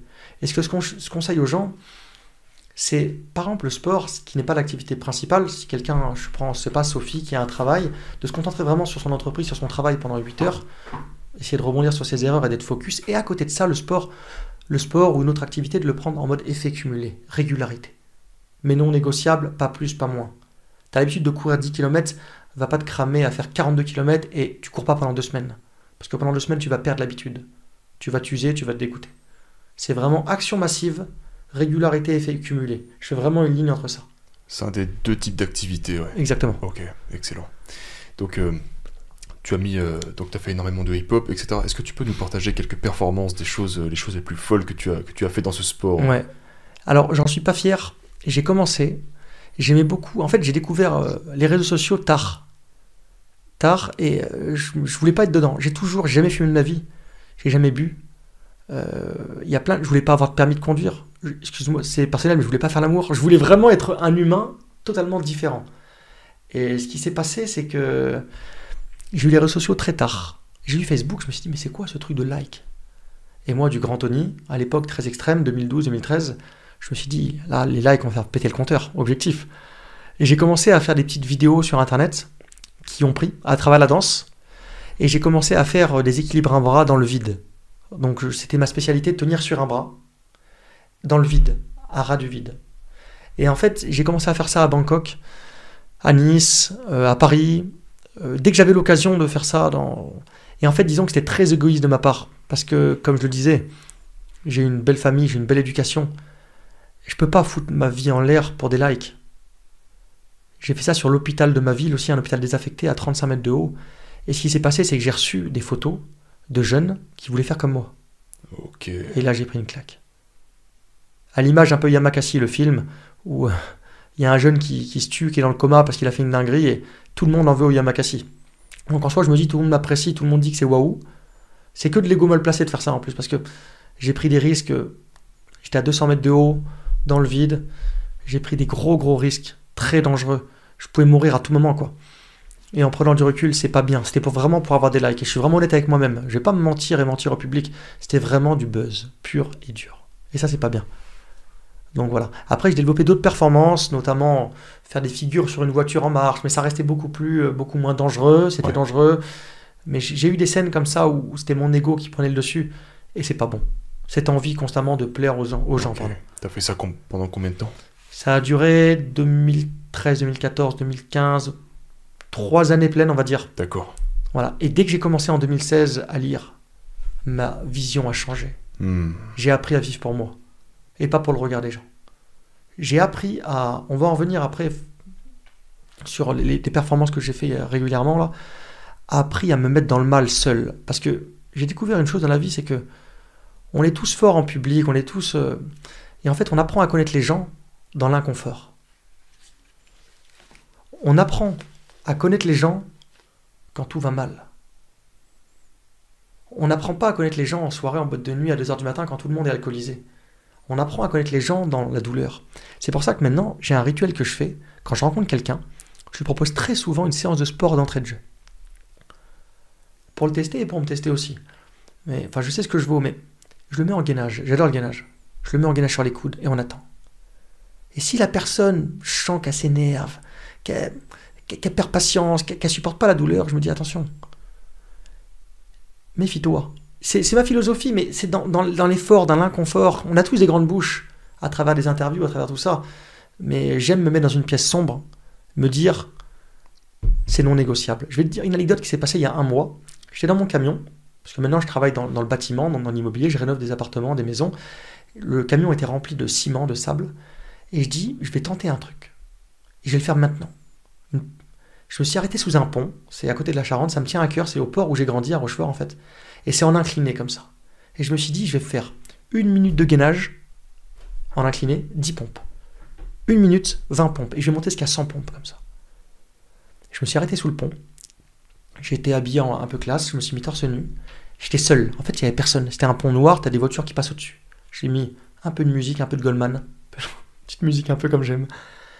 Je me suis mis une session, j'ai souffert. Ça a duré 15-20 minutes. Et ce qui s'est passé, c'est que j'ai appris à décomposer la douleur. Et ça, c'était non négociable. J'ai eu mal, parce que 1 minute, 10 pompes, 1 minute, 20 pompes, 1 minute, 30 pompes, 1 minute, 40 pompes. Quand tu arrives à 60, 70, 80, 90, 100, sans arrêt, hein, sans poser les genoux, sans décoller les coudes. Hein, Incroyable. En incliné comme ça.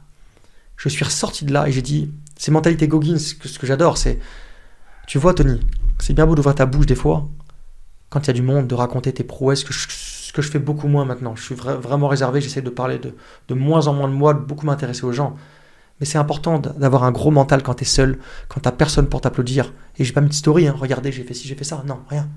Voilà. Je t'en parle, j'en ai parlé à quelques personnes, parce que c'est une anecdote qui est importante, qui est intéressante. C'est savoir se mettre dans le mal, seul, quand il n'y a personne pour te regarder. Et moi, je suis passionné par ça.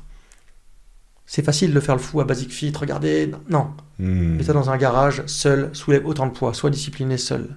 Comment tu es, qu'est-ce que tu fais quand personne te regarde? T'as tout résumé. Qu'est-ce que tu fais quand personne te regarde? C'est là que les vrais visages se révèlent. C'est là que les vrais visages se révèlent, c'est quand tu es seul. Et ça, c'est vraiment... C'est arrivé cette année, ça. Ok. À travers les records, les défis, Ce que j'aime beaucoup chez toi, et je crois qu'on en a parlé en début de podcast, c'est que tu es très honnête avec toi-même, tu vois la vérité en face, et quand il y a quelque chose qui va pas, tu mets le doigt dessus, et tu travailles dessus tant que c'est pas validé, tant que c'est pas corrigé, on s'arrête pas, quoi. Et ça j'admire franchement, je te respecte beaucoup pour ça, et c'est très inspirant. Je pense que beaucoup en tireront beaucoup de valeur à travers cette conversation, mais j'adore. Et du coup, est-ce que tu peux nous partager un petit peu la suite de ta carrière? Qu'est-ce qui s'est passé à partir de 2016, 2017 jusqu'à aujourd'hui? Comment a évolué ta carrière à partir de là? Là, j'ai acheté des formations en ligne pour me former. J'ai commencé à investir sur moi-même, au lieu d'investir à des sapes à Zara ou des McDonald's, des Burger King, qui est une récompense, bien entendu. J'ai appris à investir sur moi-même. Et j'ai commencé des formations. J'ai fait une formation de dropshipping, donc c'est de la vente en ligne. Niveau discipline, ça m'a plu, mais niveau valeur, nada, j'ai pas kiffé. C'est ce que tu me disais quand tu as commencé à te poser la question, qu'est-ce que je vais faire pour m'en sortir financièrement? Je ne veux pas rester coincé dans une boucle. Je voulais automatiser des revenus, en fait. C'était vraiment... Et en janvier 2020, j'ai pris une feuille A4, la fameuse feuille A4, avec mon petit stylo bleu. J'ai marqué objectif janvier 2020, fin d'année. J'ai l'équivalent de 1 300 €, donc c'est un SMIC actuellement, automatisé à vie, à ne rien faire. Et j'ai dit, j'ai marqué des domaines. Donc j'ai mis le dropshipping, donc la vente en ligne de produits. J'ai mis l'immobilier. J'avais recensé pas mal de choses. J'avais lu le livre L'autoroute du millionnaire que j'avais adoré, de MJ de Marco. Ouais. J'ai adoré ce livre, ses principes et tout. Et moi, mon but, c'était vraiment d'automatiser des revenus et de me mettre à l'abri. Et j'ai essayé le dropshipping, la vente en ligne, c'était pas du tout en accord avec mes valeurs.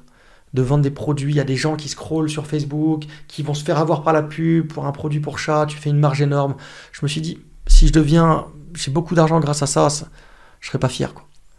Je me suis dit, l'immobilier, ce qui s'est passé, c'est que mon frère était dans le bâtiment, et moi, j'avais construit ma première maison avec ma famille, ça avait été un fiasco. Parce que j'étais constamment dans la danse, à fond. Qui dit danse, dit boîte de nuit, soirée. Et j'avais déçu un peu mon père. Mon père m'avait beaucoup aidé, mon grand-père, mon petit frère. C'est une maison familiale qu'on avait fait. Et en fait, j'avais pas été bon. Parce que pour ramener de l'argent que j'avais gagné, des spectacles, tout ça, j'étais bon. Mais humainement parlant, j'avais pas été bon. Quand mes parents m'aidaient, j'étais sur mon portable.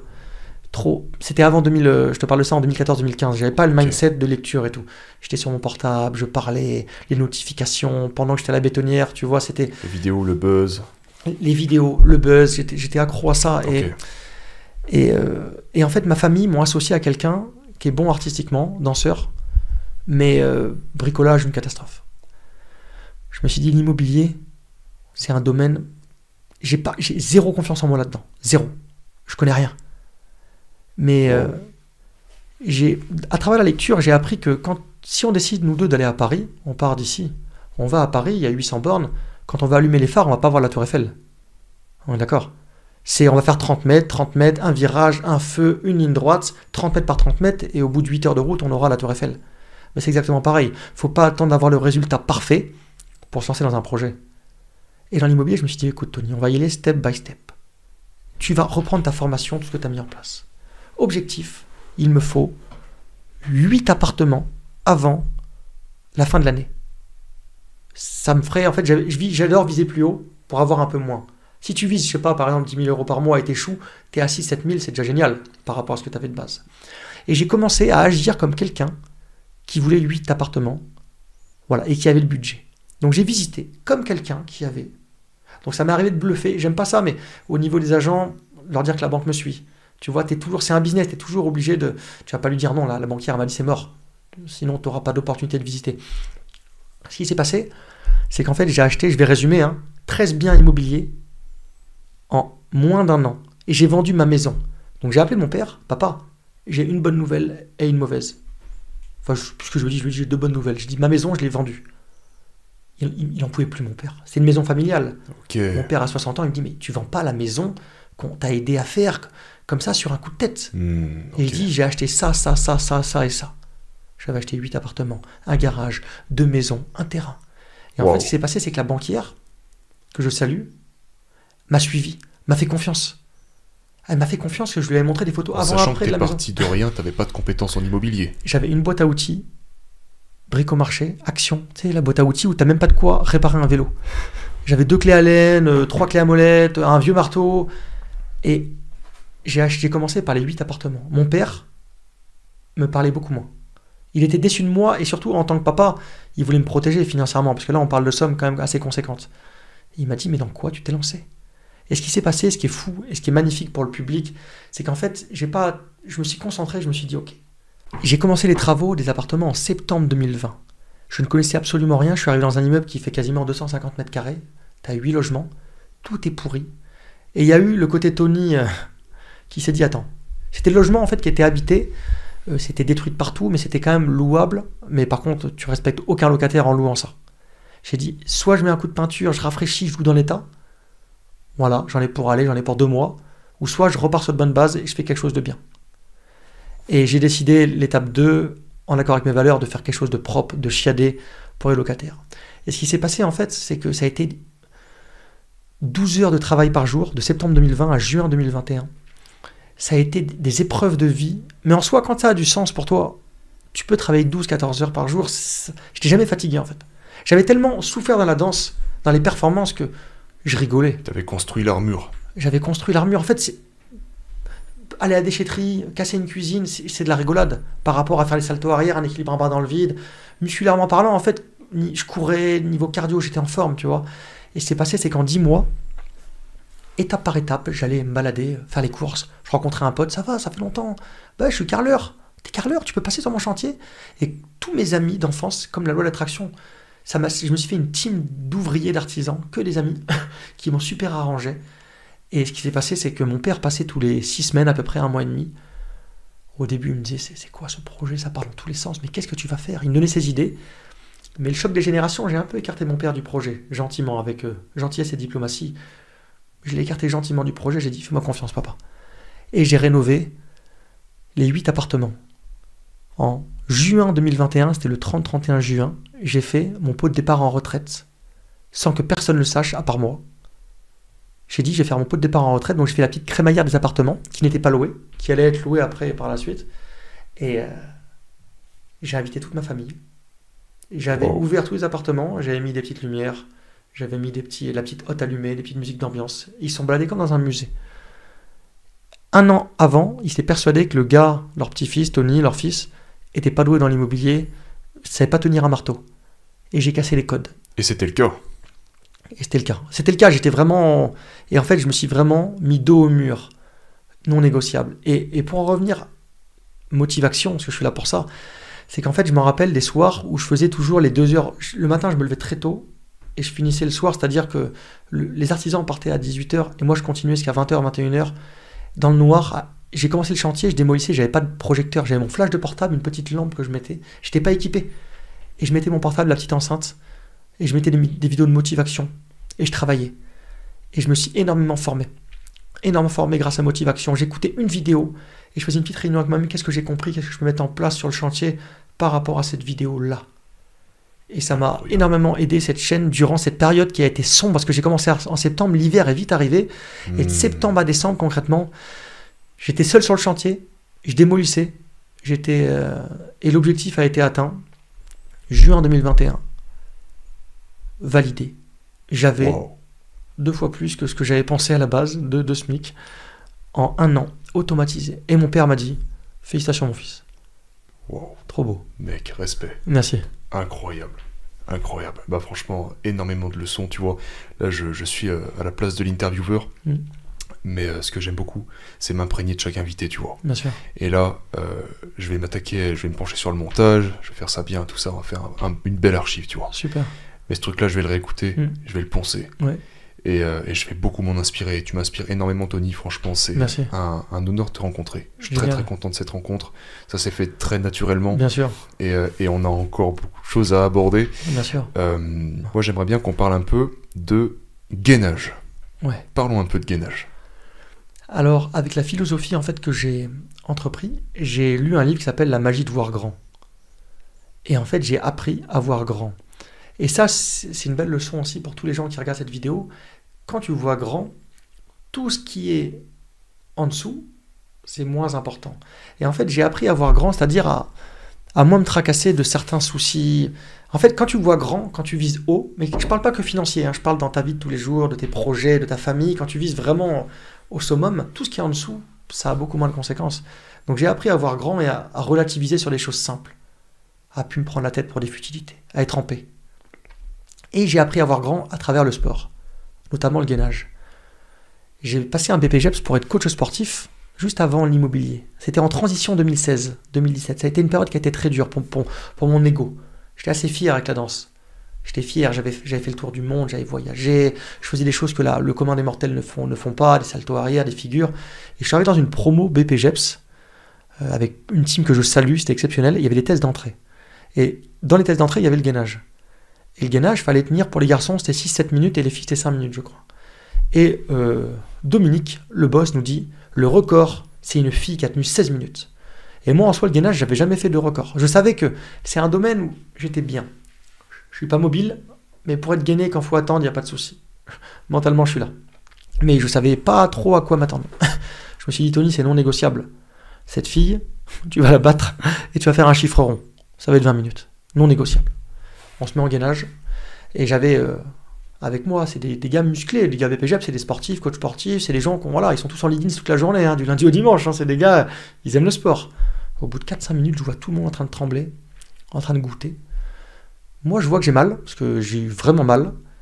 Mais je me dis, par rapport à des souffrances extrêmes, j'aime beaucoup penser à des gens qui ont vraiment souffert. Tu sais, des gros accidents, des grosses maladies. Je me dis, j'ai pas mal par rapport à ça, en fait. Je comparais à l'extrême, en fait. Tu compares à la semaine de l'enfer, tu compares, tu sais, c'est pas les 20 minutes de gainage qui vont me... Dans 20 minutes, c'est terminé, on va manger, et puis... Et ce qui s'est passé, j'ai commencé à mettre de la musique et tout, et j'ai pété le record, 20 minutes. Wow. Après, en soi, ils ont vu que j'avais un bon mental, tout ça. C'était cool. Et après, je suis tombé sur un article sur Facebook. Je vois que le record du monde avec un sac, donc je savais pas qu'on pouvait le faire avec un sac de 20 kg lesté, c'était 31 minutes avec 20 kg sur le dos. Je me suis dit, waouh, les 20 minutes, j'ai déjà souffert quand même, ça a été dur, mais 20 kg sur le dos, c'est... Et en fait, cet article, je laisse passer, je calcule pas. Mon mindset s'est développé. Vision. Et là, je me suis intéressé énormément à motivation et Nevisil, la semaine de l'enfer. Et en fait, je pensais énormément à la semaine de l'enfer tout le temps sur mon chantier. Tout le temps, même dans le sport. Je dis, putain, mais les gars, ils vont faire ça pendant une semaine non-stop, en dormant 2 heures, 3 heures par nuit. Tu peux pas te plaindre parce que toi, tu vas faire 2 heures ou un footing, 10 km. Enfin, tu sais, c'est minime, c'est rien. Donc, j'ai commencé à nager dans l'eau froide le dimanche, à aller dans l'océan. Et c'était non négociable, pareil, j'y allais. Et en fait, ça m'a apporté des bienfaits. J'ai appris à me mettre dans le mal. On appelle ça l'inconfort volontaire. Et ça revient à ce qu'on disait tout à l'heure, c'est se faire du mal quand il n'y a personne pour nous regarder. Pas de story. J'allais le dimanche soir dans l'océan, il faisait -1 degré, -1, 0, 1 degré des fois, et je vais nager. Des fois, c'est la tempête. Je vais nager dans les vagues. Bon, après, attention, il y a 1 mètre d'eau, je prends pas de risque. Le but, c'est pas de faire un malaise et ça serait une mort inutile et bête. Et le but, c'est de me stimuler, de sortir de mon confort. Donc, j'ai appris ça. Et ce qui s'est passé, c'est que je me suis dit, maintenant, ce fameux record de gainage que j'ai vu, là, je vais le battre. Et en fait, avant d'essayer, j'ai juste fait un test, j'étais à la salle, j'ai demandé à un adhérent que je connaissais pas de me mettre un gros poids de 20 kg sur le dos, j'ai juste fait 10 minutes. C'est dur. Le soir même, j'en ai parlé à des amis, à ma femme, j'en ai parlé. J'ai dit, je vais tenter le record du monde de gainage. 31 minutes, 20 kilos. Alors que je me suis mis, ce qui m'a le terme, dans la merde, volontairement. Parce que quand tu en parles, tu es obligé d'agir. Et les gens, ils ont deux oreilles, ils ont entendu. Donc j'ai commencé à en parler à mon père, à mon frère, à mon oncle, à ma mère, à ma tante. Mais attention, une fois. En fait, papa, je te le dis une fois, mais je lui dis pas. Je vais tenter de battre le record du monde de gainage. S'il me répond, tant mieux. S'il me répond pas, tant pis. Je vais pas lui en parler 2 fois, en fait. Et en fait, ce qui s'est passé, c'est que j'ai commencé à m'entraîner. Malgré les grosses journées que je travaille dans le bâtiment, très très physique, parce que je fais beaucoup de pierres apparentes, tout ça, je suis toute la journée face à un mur, à taper dans le mur, t'as les bras engourdis, t'as mal partout, les tendinites. J'ai commencé à acheter un sac, j'ai mis du sable dedans, 20 kilos. Et j'ai commencé à me faire des sessions, 10 minutes, 20 minutes, 30 minutes. Et en fait, ce qui est fou, c'est que le 24 décembre 2022, ma belle famille ils arrivaient pour 19h30, 20h. J'ai dit, Tony, c'est simple, le record du monde, tu le bats dans le salon avant qu'ils arrivent. Du grand Tony, j'étais un petit peu en retard comme d'habitude. J'ai pris mon sac de 20 kilos, j'ai tenu 35 minutes. Et en fait, ils sont arrivés et ils m'ont vu dans le salon. J'étais en sueur. Ils commençaient, ma femme avait tout organisé, elle a dit, dépêche-toi, va à la douche. Et j'ai battu le record. Et en fait, je l'ai dit à personne ce que j'avais fait. J'ai pas dit c'est le record du monde, en fait. Juste ma femme, je lui ai dit, parce que ma femme, c'est ma confidente. Mais je lui en ai parlé à elle. Mais sinon, et en fait, j'ai battu le record. Mais ce qui s'est passé, c'est que le record a été battu par un Asiatique, par un Chinois. Okay. Et je vois 1h20 avec 20 kilos. 1 x 3. Je dis, ouf. Comment tu accueilles la nouvelle? Je suis trop content. Je dis magnifique. Excellent. Je dis magnifique, génial. Ça va être du lourd. Là, c'est bien. Là, ça me plaît. Parce que là, je l'avais battu le record. Et en plus, niveau communication, enfin niveau buzz un petit peu asiatique, même si je suis plus du tout dans le buzz, les Asiatiques sont réputés pour avoir un gros mental. Donc je dis c'est parfait ça. Et ce qui s'est passé, c'est que c'est simple. Je me suis mis dans ma chambre. J'ai gardé les enfants, ils étaient devant la télé, ma femme était partie. J'ai dit ok, ce soir, c'est non négociable, je prends mon sac, je bats le record du monde. 1h20. C'est non négociable, c'est impossible d'abandonner, ça n'existe pas en fait. Et j'ai appris des stratégies avec le gainage qui sont super intéressantes. C'est apprendre à positiver quand tout va mal. Et en fait, ce qui s'est passé, c'est que j'ai eu mal au bout de 45 minutes. Alors qu'avant, 20 minutes, c'était 2 ans avant, 20 minutes à vide, j'étais dans le mal. J'ai tellement eu un discours interne positif que je pensais beaucoup à la semaine de l'enfer. Je regardais des vidéos motivation, j'ai appris à sectoriser l'effort. C'est-à-dire que tu divises. Quand tu montes un escalier, tu montes une marche par une marche. Tu fais pas un grand saut pour monter 10 marches. D'accord? Donc, une marche par une marche. Donc, j'ai commencé par 3 minutes, 2 minutes. Et j'étais par palier. Une petite vidéo, 10 minutes, 12 minutes. Une vidéo Tyson, j'adore les vidéos Tyson motivation. Tyson, 12 minutes. Une musique, 10 minutes de vide. Et ce qui se passe, c'est que tu apprends à gérer ton temps, tu apprends à te connaître dans l'effort. Parce qu'en soi, j'aurais pu dire, ouais, je le ferai plus tard, c'est dur. J'ai commencé à goûter, 45 minutes, 1 heure, 1h10. T'es en tremble, hein. Là, t'es dans le mal. 1h20. Je me relève, le record du monde, je l'ai battu. Je le dis à qui? À ma femme, c'est tout, à personne. Je contacte le World Guinness Record. Je dis, ok, c'est l'heure, je vais tenter de battre le record. Attends, juste avant cet épisode-là, combien de temps s'est écoulé entre le jour où tu as battu le premier record, donc 35 minutes tu as fait? Oui, à Noël. Et le jour où tu as fait 1h10, 20? 1h10, 1h20, j'ai fait ça a été le 17 juin, j'ai fait ça peut-être 2 mois avant, en avril. Donc tu as commencé vraiment à travailler le gainage en avril? À Noël. À okay. Noël 2022, c'est-à-dire qu'il y a 5 mois. D'accord. En 5 mois. Ok. Mais attention, c'était 3 séances par semaine. Le premier test de gainage, quand tu dis, ok, il y a un test, je vais tenir 20 minutes tout rond. Ah, ça c'était en 2016-2017. D'accord. Donc toute ta préparation, ça a duré... Ce qui s'est passé, c'est que la préparation, concrètement, ça a commencé à Noël 2022, à peu près, peut-être 3 semaines avant. Et ça a duré 4-5 mois. Et en plus, c'est dans une période où j'étais sur un gros projet immobilier, où je travaillais énormément. Okay. Mais en fait, j'ai pas commencé. Je dis, le moment parfait n'existe pas. Et ça, c'est ce que je recommande aux gens. Attends pas le moment parfait pour acheter ta maison, ou te lancer dans un projet, ou monter ta chaîne YouTube. Ouais, le moment parfait n'existe pas. Certes, il faut être judicieux dans le moment, mais il faut pas attendre que tout soit parfait. C'est pas possible. Non, faut y aller. On y va. Le plus dur, c'est de commencer. Ça aussi, on y reviendra. Je suis passionné par cette chose. Le plus dur, c'est de mettre son short, c'est pas de faire sa séance. Dès que tu as mis ton short, tu es à la salle, c'est l'heure, personne n'abandonne. Le plus dur, c'est de sortir de son lit. Dès que tu es sorti de ton lit, tu ouvres les volets, tu respires un grand coup, logiquement, il y a de grandes chances que tu ne te recouches pas. Le plus dur, c'est le début. C'est comme le lancement d'une fusée. Il faut énormément de réacteurs, d'énergie pour que la fusée décolle. Dès qu'elle a décollé, elle est en orbite. Elle ne force plus. C'est pareil pour une toupie, c'est pareil pour tout. Générer l'élan. Générer l'élan. Exactement. Et donc concrètement, il y a eu 4-5 mois de préparation. J'ai pas eu une préparation énorme parce que, en fait, le mental, le gainage, c'est énormément de mental. Et je suis passionné par l'humain et par les capacités de l'humain. Quand je vois les ultramarathons, notamment Goggins, qui arrive à courir sans entraînement 160 km, et au bout de 116, il s'écroule, il se fait dessus, je me dis, oh, il a fait 116 km, c'était une épave, un déchet, il était considéré comme mort, il a réussi à faire encore quasiment 40 km. 44. Ouais. C'était 112, ouais. 112, c'est ça. J'aime beaucoup la règle, David Goggins, t'es 40%. Je suis passionné par ça. À 40%, c'est quand tous les facteurs, ton cerveau, il se met en alerte rouge, arrête, c'est terminé. En fait, t'as encore 60% devant toi, quoi. Je suis passionné par ça, et le gainage, j'ai beaucoup utilisé ça. Tu m'étonnes. Quel procédé mental tu utilisais? Qu'est-ce qui se passait dans ta tête? Je veux dire, comment, quand tu commences à trembler, quand tu commences à douter peut-être, qu'est-ce qui se passe dans ta tête? Comment tu arrives à traverser tout ça mentalement? Discours interne positif, la base. Donc interne, ouais. Et en fait, discours interne... Et... Qu'est-ce que tu te dis du coup? Tout va bien. Nickel. Tout va bien. Je suis en pleine forme. J'ai tout pour être heureux. Je suis un privilégié de faire ça. Mais en fait, je reste très modeste. C'est-à-dire que je me la raconte jamais. J'en parle pas trop. Je reste modeste. Pour moi, c'est pas un exploit parce que je suis conscient qu'il y a des gens qui pourraient m'exploser si mentalement ça suivait. Mais malheureusement, mentalement, le grand public, on est 3% vraiment à avoir un mindset et à avoir ce mental de développement personnel, d'avancement et d'action. Donc je reste quand même très modeste. C'était une étape. J'ai pris...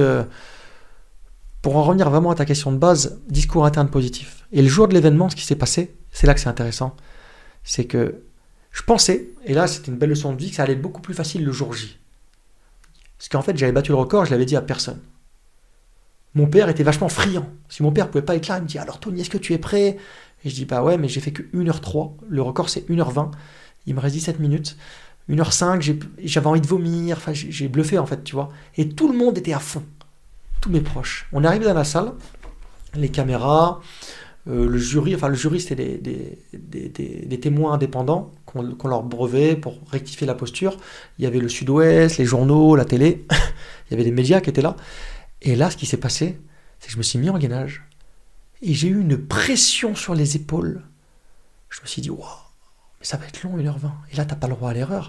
Je me suis mis une pression. Et j'ai fait une sorte de mini crise d'angoisse, ce que je fais pas habituellement. Et après, j'ai appris à oxygéner. J'ai sectorisé le temps. Mais ça a été beaucoup, beaucoup plus dur avec du monde. D'accord. J'ai tellement appris à souffrir seul que le fait d'avoir du monde, c'est étonnant, je suis meilleur seul. Et à la fin, ce qui est fou, c'est que c'était comme dans un match de foot. À la fin d'un match, mes proches étaient tout près de moi, j'étais sur une petite estrade d'1 mètre de haut. On mettra les vidéos. On mettra la vidéo, ouais, bien sûr, j'ai une vidéo. Et tout le monde m'encourageait, mais ils étaient à fond. T'avais le PDG d'Intermarché qui m'a soutenu en sponsor, t'avais tous mes amis. J'avais regroupé aussi beaucoup d'amis à moi de longue date. Certains ne s'étaient pas vus depuis 10 ans, on avait tous la danse en commun. Donc que des gens sportifs, un super état d'esprit, mon groupe Pyramide, ma team Spartiate de Bordeaux. J'avais vraiment que des frérots, mes meilleurs amis, ma femme, mes enfants. Enfin, j'étais vraiment bien. Et ce que j'en ai tiré comme leçon, c'est malgré les encouragements, et j'ai eu très mal ce jour-là, beaucoup plus. Malgré les encouragements, t'as beau encourager une personne quand il va mal, quand t'as mal, t'as mal. Je ne veux pas dire que leurs encouragements ont servi à rien, mais quasi. Parce que j'avais mal. Et quand t'es dans l'inconfort comme ça, c'est toi contre toi. On a beau t'encourager, on a beau te booster. Sur moi, en tout cas, bien entendu, peut-être que sur d'autres personnes, ça fonctionne. Je suis meilleur seul. Ok. Voilà. Et c'était une belle leçon de vie de me dire que j'étais persuadé que ça allait être plus facile. Et en fait, j'ai appris que non. Avec la pression, ça a été beaucoup plus dur. Donc en fait, j'ai fait 1h30, j'ai fait 10 minutes de plus. Alors qu'à la base, j'avais visé 3 heures. Je m'étais dit, ce qu'on va faire, c'est simple. C'est qu'au bout d'1h20, on va battre le record. Et ensuite, on va prendre des âmes à la Goggins. Je vais rentrer dans une période sombre. Et le problème, c'est que sur le papier, j'étais déter.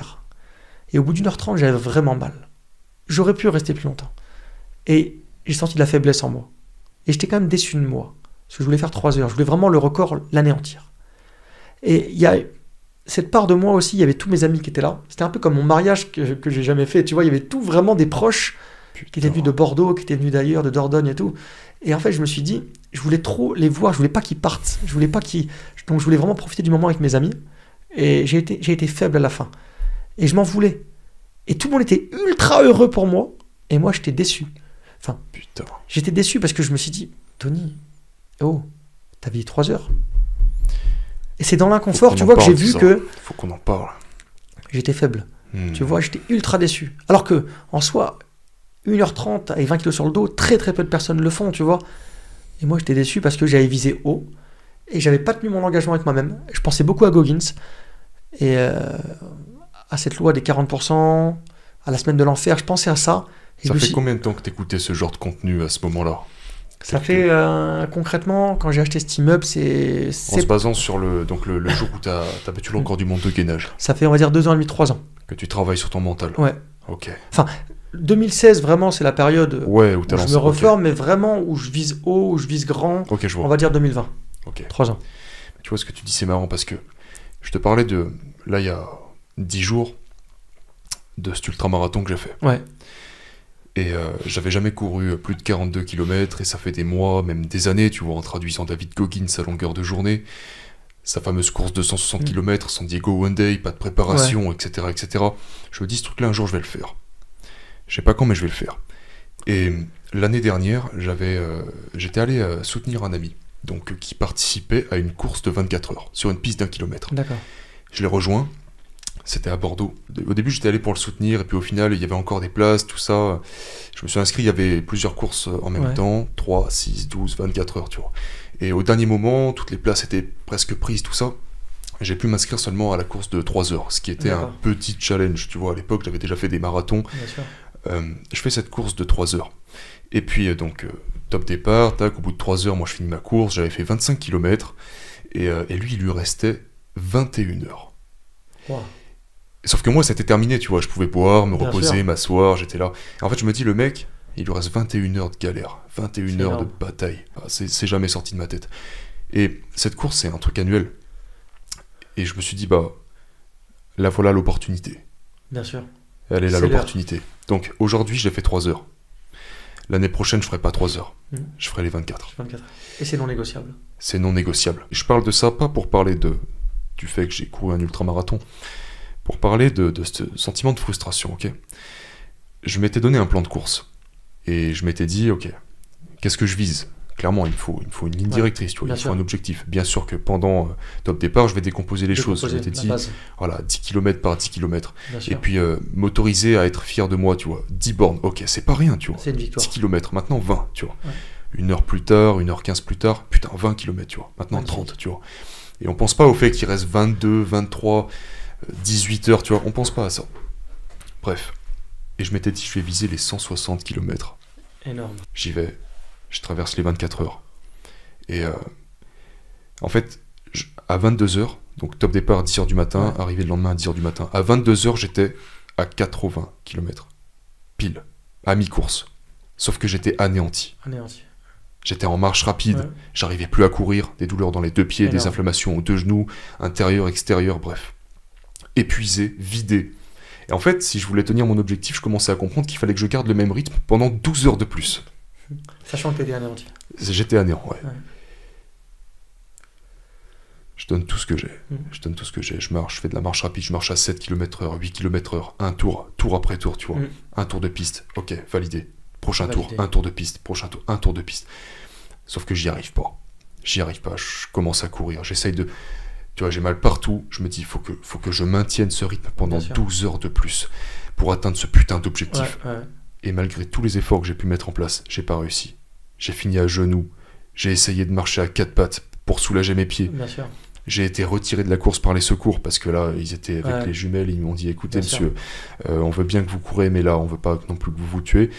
Donc vous allez arrêter, vous allez vous reposer. Nous, on vous conseille d'arrêter là. C'est très bien, vous avez fait une belle performance. J'étais à peu près à 100 km à ce moment-là. Ouais. Et puis voilà. Je me suis reposé 3 quarts d'heure. Il restait 4 heures de course. Le soleil commençait à se lever, le jour. Et on repart. Donc je fais de la marche lente, très lente, peut-être 2-3 km/h. Ouais. J'arrive pas à aller au-dessus, j'arrive pas, mec.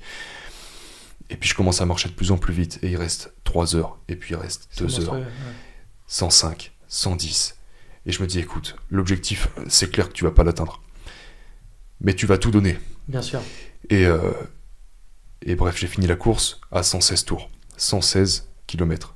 Il m'en manque 44. Et ce qui est beau, c'est que si tu n'avais pas visé 160, si tu avais visé beaucoup plus bas, tu avais visé 100 bornes, je suis d'accord avec toi. Tu aurais fait 70. Je suis d'accord avec toi. Ça Mais pourquoi j'ai pris le temps de parler de ça, c'est parce que j'ai ressenti la même sensation que toi il y a 10 jours de ça. Et je sais à quel point ça peut être frustrant.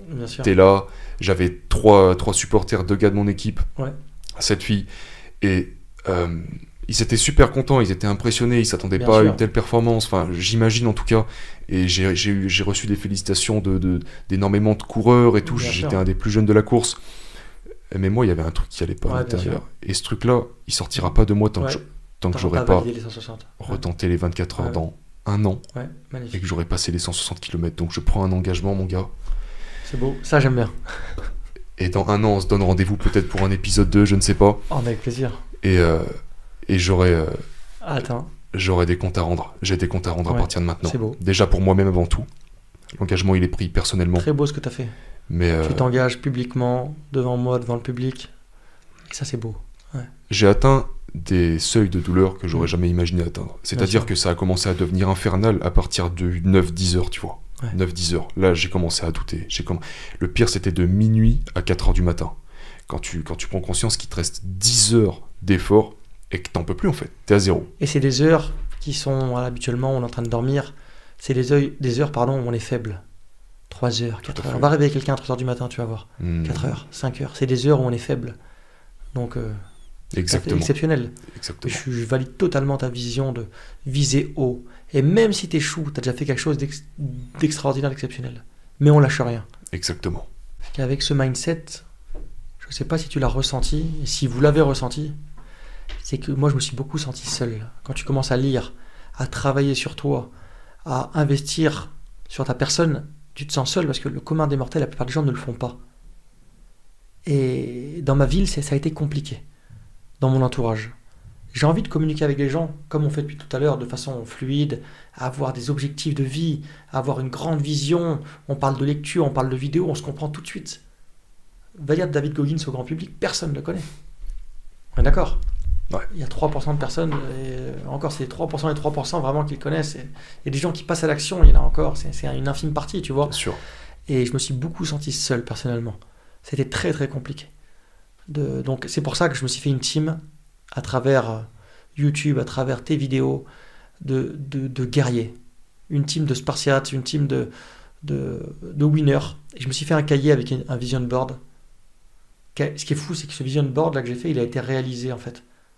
Je l'ai fait en 2020, c'était à peu près janvier 2020, et ce vision board a été réalisé. Enfin, quasiment tout ce vision board là est validé. Okay. Alors pour moi, c'était des rêves. D'accord. Tu parlais de ça dans l'immobilier, toutes ces choses. Ma femme, je vais être papa, je viens d'apprendre ça.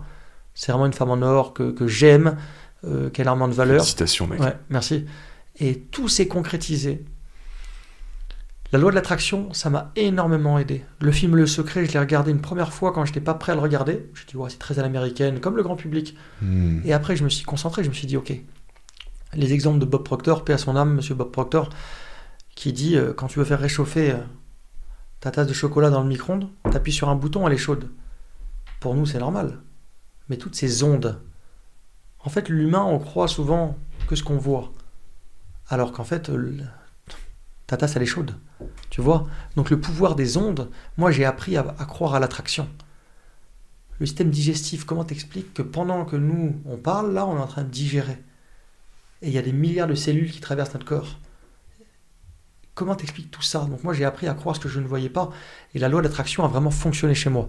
Et je tiens à rappeler que cette loi, si tu penses négatif, j'ai des gens que je connais, ils pensent tellement négatif, il leur arrive des dingueries. Tu te dis, mais comment tu fais pour... En fait, c'est simple. Tu penses négatif, négatif, négatif. Apprends à penser positif. Ça, c'est un truc qui m'a énormément aidé. Derrière chaque souci, tu as une opportunité, tout le temps, tout le temps, tout le temps. Ça, c'est vraiment quelque chose qui m'a énormément aidé. Derrière chaque... Et en fait, ce qui est beau, c'est que tu tombes en panne en voiture. Ça m'est arrivé, il m'est arrivé des choses... J'étais au Bénin avec des amis à moi parce qu'on fait de l'humanitaire. Et c'est des gens, ils sont exactement comme moi, enfin, sur le mindset, donc c'est génial de partir avec eux. La voiture qui tombe en panne, l'hôtel, une catastrophe. Et à chaque fois, on rebondit. Et finalement, c'était un mal pour un bien. Et ça, c'est vraiment quelque chose que je veux partager, qui m'a beaucoup aidé. Penser positif. Et quand rien ne va plus, on garde le cap. Quand rien ne va plus, réunion avec soi-même. On prend une feuille blanche, on tire un trait. Qu'est-ce qui va? Qu'est-ce qui va pas? Axe solution. Quelles sont les solutions? Quelles sont les actions? Dos au mur, j'aime beaucoup cet exemple, et on y va, et on marche, un pas après l'autre, on trouve des solutions. Et des fois, à la fin de la journée, tu dis, waouh, tu te retournes, tu fais, tout ce que j'ai traversé, c'est magnifique, quoi. Excellent. Ouais. Quel conseil tu donnerais à quelqu'un qui se sent complètement perdu, qui sent avoir une vie complètement dénuée de sens, qui ne sait pas par où commencer? Quel conseil tu lui donnerais à cette personne? Commencer. À la Robin Sharma. Commencer par la chose qui lui semble la plus juste. Voilà. Moi, le conseil que je lui donnerais, c'est d'apprendre à se former. Zéro excuse. Faut vraiment pas reparamétrer son cerveau pour se dire que tout va bien se passer, à être positif et à bien s'entourer. Mais forcément, la plupart des gens vont dire, oui, mais moi, mon entourage, c'est que des drogués, c'est que des alcooliques, c'est que des gens qui sont pessimistes. Pas de souci. On a un portable de nos jours. Tu as un forfait internet, tu as accès à tout, tu as accès à des chaînes YouTube, tu as accès à des formations. Donc en fait, l'excuse n'existe plus de nos jours. Donc de se former, de se faire une team virtuelle, à travers des gens qui l'inspirent, qui ont des bonnes valeurs. Excellent. Et de lire ce que ces gens ont fait, de modéliser ces gens.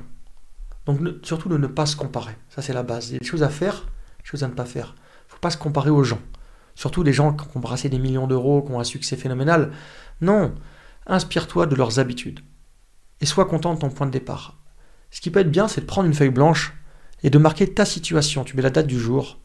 Par exemple, je sais pas, c'est Sébastien, il est complètement paumé, drogué, alcoolique, plus de petites copines, surpoids, pas de sport. Vraiment d'être honnête avec soi-même et de où j'en suis maintenant, ma situation. Je suis alcoolique et je le reconnais.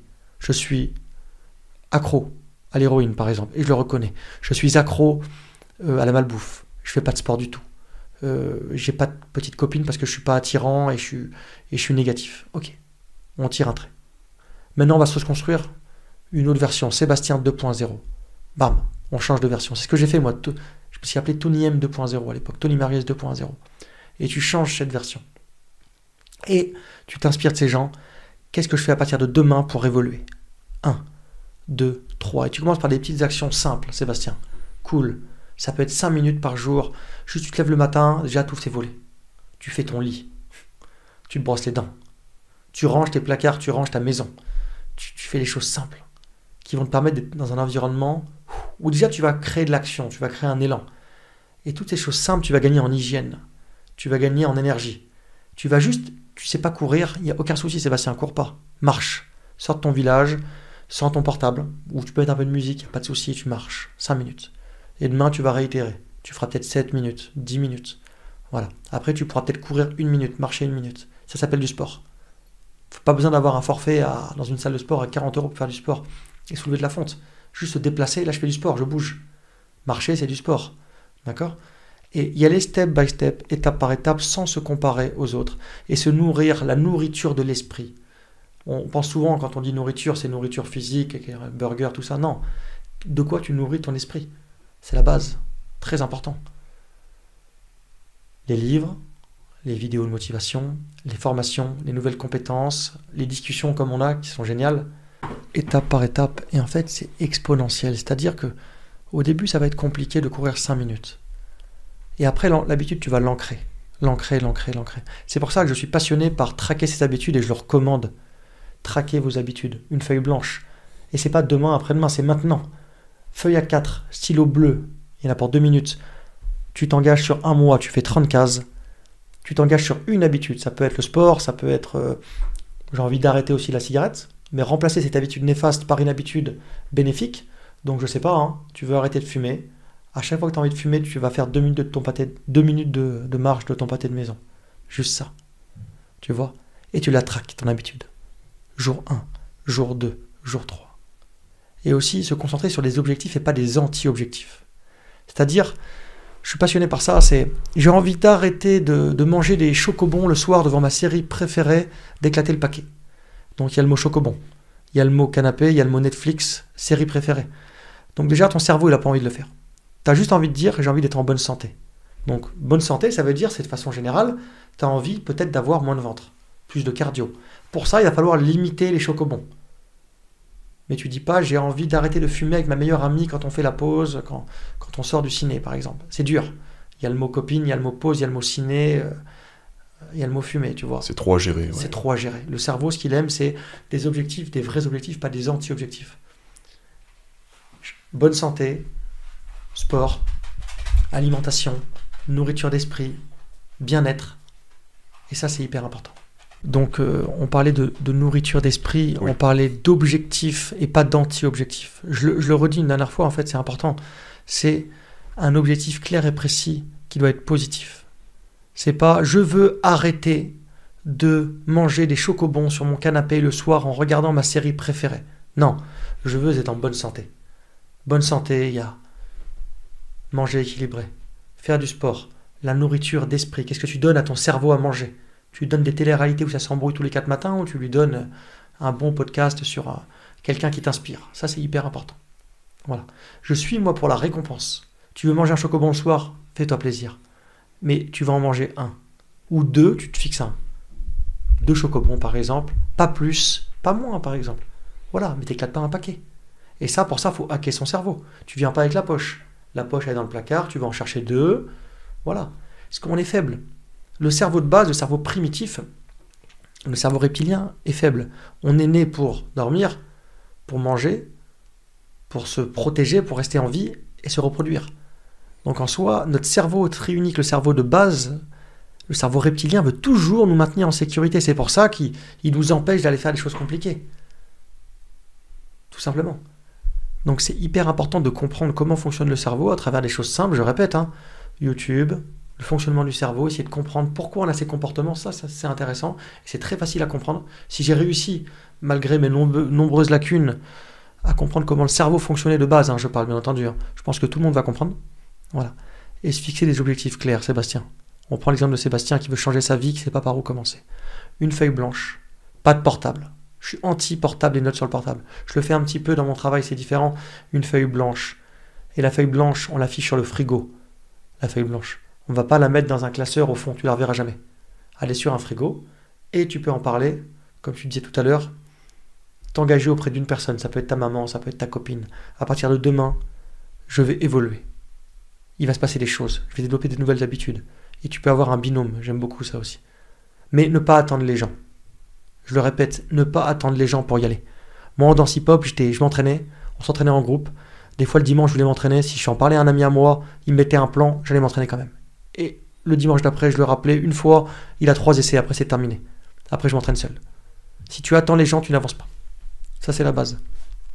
Aller en binôme à la salle de sport, je ne suis pas pour. Je ne suis pas fan. Parce que le binôme, déjà, ça parle. Ça fait les stories. Ça raconte. Il y a trop de divertissement, tu n'es pas focus. À moins que tu ailles vraiment avec quelqu'un qui est déter. Ou un conseil, Sébastien, c'est simple. Tu vas à la salle, tu veux te former, tu vas voir le gars qui est toujours à la salle, qui t'inspire, qui a un corps, le corps que tu voudrais avoir. Tu vas le voir, tu lui dis bonjour, je me présente, je m'appelle Sébastien, j'ai envie d'évoluer, j'ai envie de progresser. Et si la personne, cette fille ou ce gars a un bon état d'esprit, je pense qu'elle t'aidera. Et tu lui demandes, est-ce que tu pourrais me consacrer un petit peu de ton temps, juste 5-10 minutes pour me donner des outils. Voilà. Et tu t'engages auprès de cette personne. Trouve-toi des mentors. Ça, c'est important. Et même ces mentors, ils sont virtuels. Trouve-toi des mentors. Tu les rencontreras peut-être un jour même. Et tu seras surpris dans quelques années de dire « Waouh, j'étais drogué, alcoolique, tout ce que j'ai traversé. Et maintenant, je suis en face d'un gars que j'admirais, qui me prend en considération, et ça, c'est magnifique. » Excellent. Conseil en or. Je pense que ça aidera beaucoup de personnes. Très clair, très précis. On voit que c'est quelque chose que tu t'es beaucoup appliqué à toi-même. Bien sûr. Est-ce qu'il y a quelque chose que tu aimerais aborder, que ce soit une partie de ton histoire qu'on n'aurait pas abordée, que tu aimerais mettre sur la table, ou juste des concepts qui te tiennent à cœur, qui t'ont permis de devenir meilleur? Est-ce que tu as quelque chose qui te vient comme ça? Je préfère faire un petit résumé de ce qu'on a vu. C'est vraiment les grands axes de ma vie. C'est rebondir sur ses erreurs. Être indulgent avec soi-même, mais pas trop. Être indulgent avec soi-même, mais pas trop. Mais rebondir sur ses erreurs. Je vais te prendre l'exemple, j'aime beaucoup les exemples. Je connais des gens de ma famille ou autres, ils se mettent toujours en couple avec ce type de gars, par exemple, ce type de femme. Et ils savent que ça ne fonctionne pas. Ils rentrent dans une boucle, ça pète, grosse embrouille, dépression, tout ça, ils recommencent la même boucle. Donc au bout d'un moment, quand tu fais des erreurs, tu as des gens, j'aime beaucoup Franck Nicolas qui le dit souvent, ils meurent, ils ont reproduit 10 000 fois la même erreur. Ils savent que s'ils font ça, ils vont se couper. Et ils continuent à se couper. Donc au bout d'un moment, il faut casser les schémas de base. Donc moi, je suis pour rebondir sur mes erreurs. Je suis pour traquer mes habitudes. Je suis passionné par ça. Je suis pour préparer ma journée du lendemain, savoir où je vais la veille, pas le matin. Le matin, on est faible. On se réveille. Ça m'arrive de préparer ma journée du lendemain, je sais exactement où je vais. Je me lève à 6 heures. Mon cerveau, je ne sais même pas ce que j'ai à faire, tellement que je suis faible. Ma feuille, elle est en évidence, près de mon petit déjeuner que j'ai anticipé. Je suis passionné par ça. Je suis passionné par la productivité. Je suis passionné par avoir des mentors, modéliser des gens qui ont réussi. Et l'effet cumulé, la régularité, tous ces points, moi c'est vraiment une passion. Ça se ressent quand je parle. C'est vraiment, je ne peux plus partir en vacances. J'ai beaucoup voyagé à l'époque. Je peux plus, alors j'ai les moyens de partir un peu où je veux dans le monde, sur une plage paradisiaque, mais je ne peux pas. Je suis trop passionné, j'ai donné tellement de sens à ma vie à travers ce que je fais, et c'est un conseil que je donne aussi au grand public, c'est à toi qui nous écoutes, fais quelque chose qui a du sens, qui est en accord avec tes valeurs. Voilà. L'argent c'est bien, mais l'argent gagné durement et purement à travers... Moi, je suis dans l'immobilier, je rénove des vieilles maisons qui ont été construites par nos ancêtres et je fais que de la réno, pardon. Je suis anti-neuf. J'aime rénover des vieilles maisons qui ont été construites il y a un siècle par des gens qui ont mis pierre par pierre, sans bétonnière, sans grue, sans tout ça. Et retaper chaque pierre une par une, me dire qu'à l'époque, c'est ce monsieur a touché cette pierre ou cette dame, je sais pas, c'est fou. Je suis tellement heureux. Et c'est en accord avec mes valeurs. Donc ça a du sens. Et visuellement, ça me plaît d'avoir des beaux murs en pierre apparente. C'est vraiment quelque chose qui me plaît et je peux travailler des heures. Donc si tu fais ce qui te plaît, en fait, tu vas sortir du schéma 8h, 16h, je débauche, enfin je termine mon travail. Tu pourras travailler, te lever à 5h, 6h et finir à 22h. Voilà, il faut vraiment faire ce qui nous plaît, ça c'est hyper important, en accord avec ses valeurs. Modéliser les meilleurs, apprendre à être régulier. Je suis pas fan de l'extrême avec le temps, j'ai 35 ans, je me suis usé. Là je vous parle, j'ai mal au dos, parce que j'étais un peu dans l'extrême avec les sports de combat, donc là je vais passer sur de l'effet cumulé, de la régularité. Et ça, c'est vraiment des choses, avec le peu de recul que j'ai quand même 15-20 ans de recul sur ma vie professionnelle et sportive, c'est vraiment de s'économiser aussi, tout en se donnant des challenges.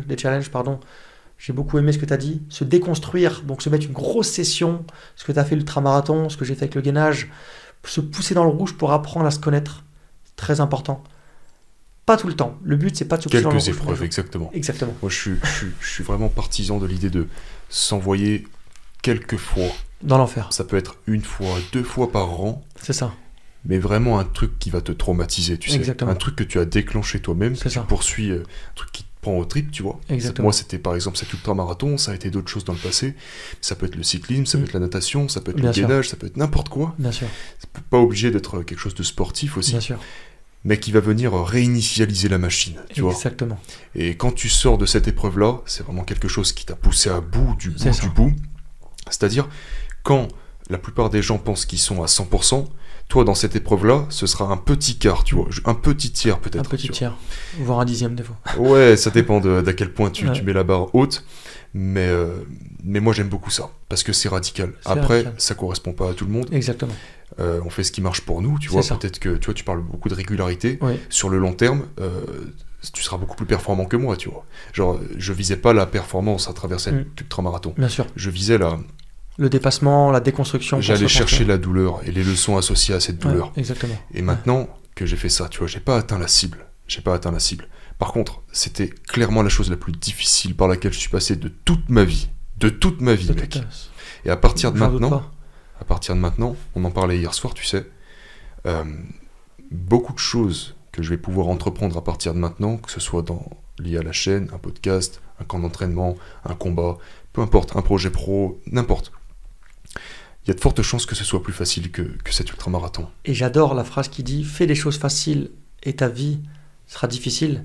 Fais des choses difficiles mais qui auront du sens et ta vie sera facile. » Exactement. Quand tu es passé par là, un ultramarathon où le gainage 1h20 avec 20 kg, en fait, tout ce qui est en dessous, c'est-à-dire débarrasser la table, faire son lit, aller d'un point A à un point B, se garer un peu plus loin et marcher 300 mètres, c'est la nonote, c'est easy.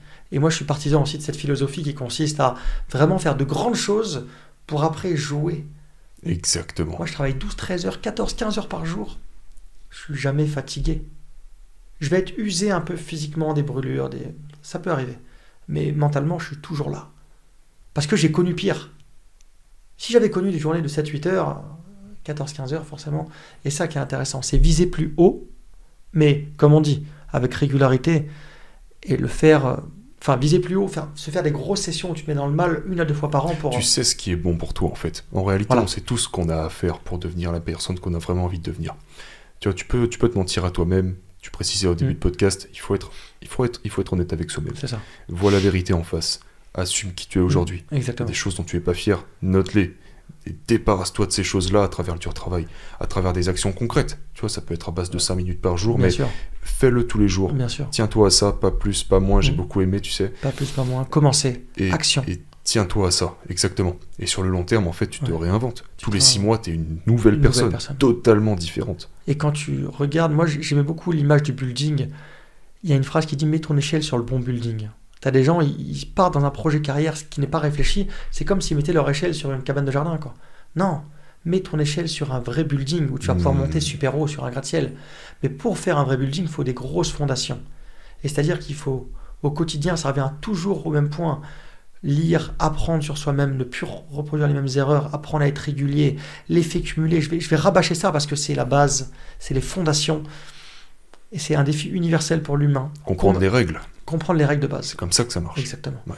Et se faire des fondations. Et des fois, tu te retournes.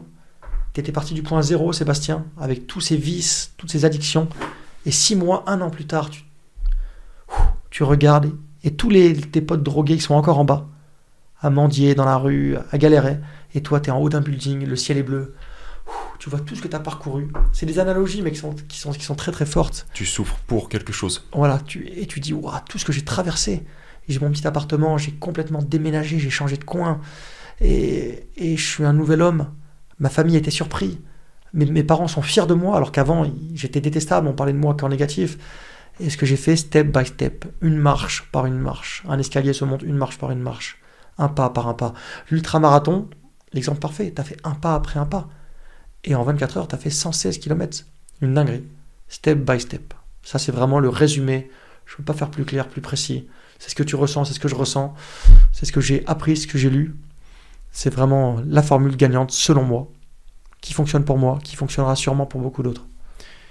Écoute, Tony, j'ai adoré cette conversation. Je pense qu'on peut conclure sur ça. Est-ce que tu as un petit mot de la fin, quelque chose que tu aimerais partager, que ce soit à la communauté, à un proche, peu importe? J'aime beaucoup cette phrase, qui était le titre de ma formation, « La détermination d'aujourd'hui mène au succès de demain ». Vive le moment présent, très très important. Et merci à la chaîne Motivaction qui a vraiment, mais je le dis vraiment du fond du cœur parce que j'aime pas faire des éloges pour rien, qui a été vraiment un tremplin pour moi. Et comme je disais, ces vidéos, je les ai envoyées. J'ai travaillé dans des prisons, je travaillé dans des séminaires, j'ai travaillé avec des enfants en foyer. Et combien de fois j'ai fait regarder des vidéos Motivaction aux jeunes.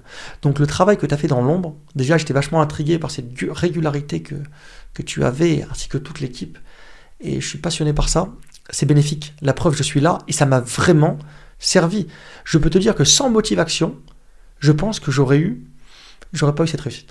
Et je vais être honnête. Ça a été un tremplin, ça a été un outil énorme pour moi, ce que tu as mis en place. Merci Donc, aux je tenais à te orateurs. remercier.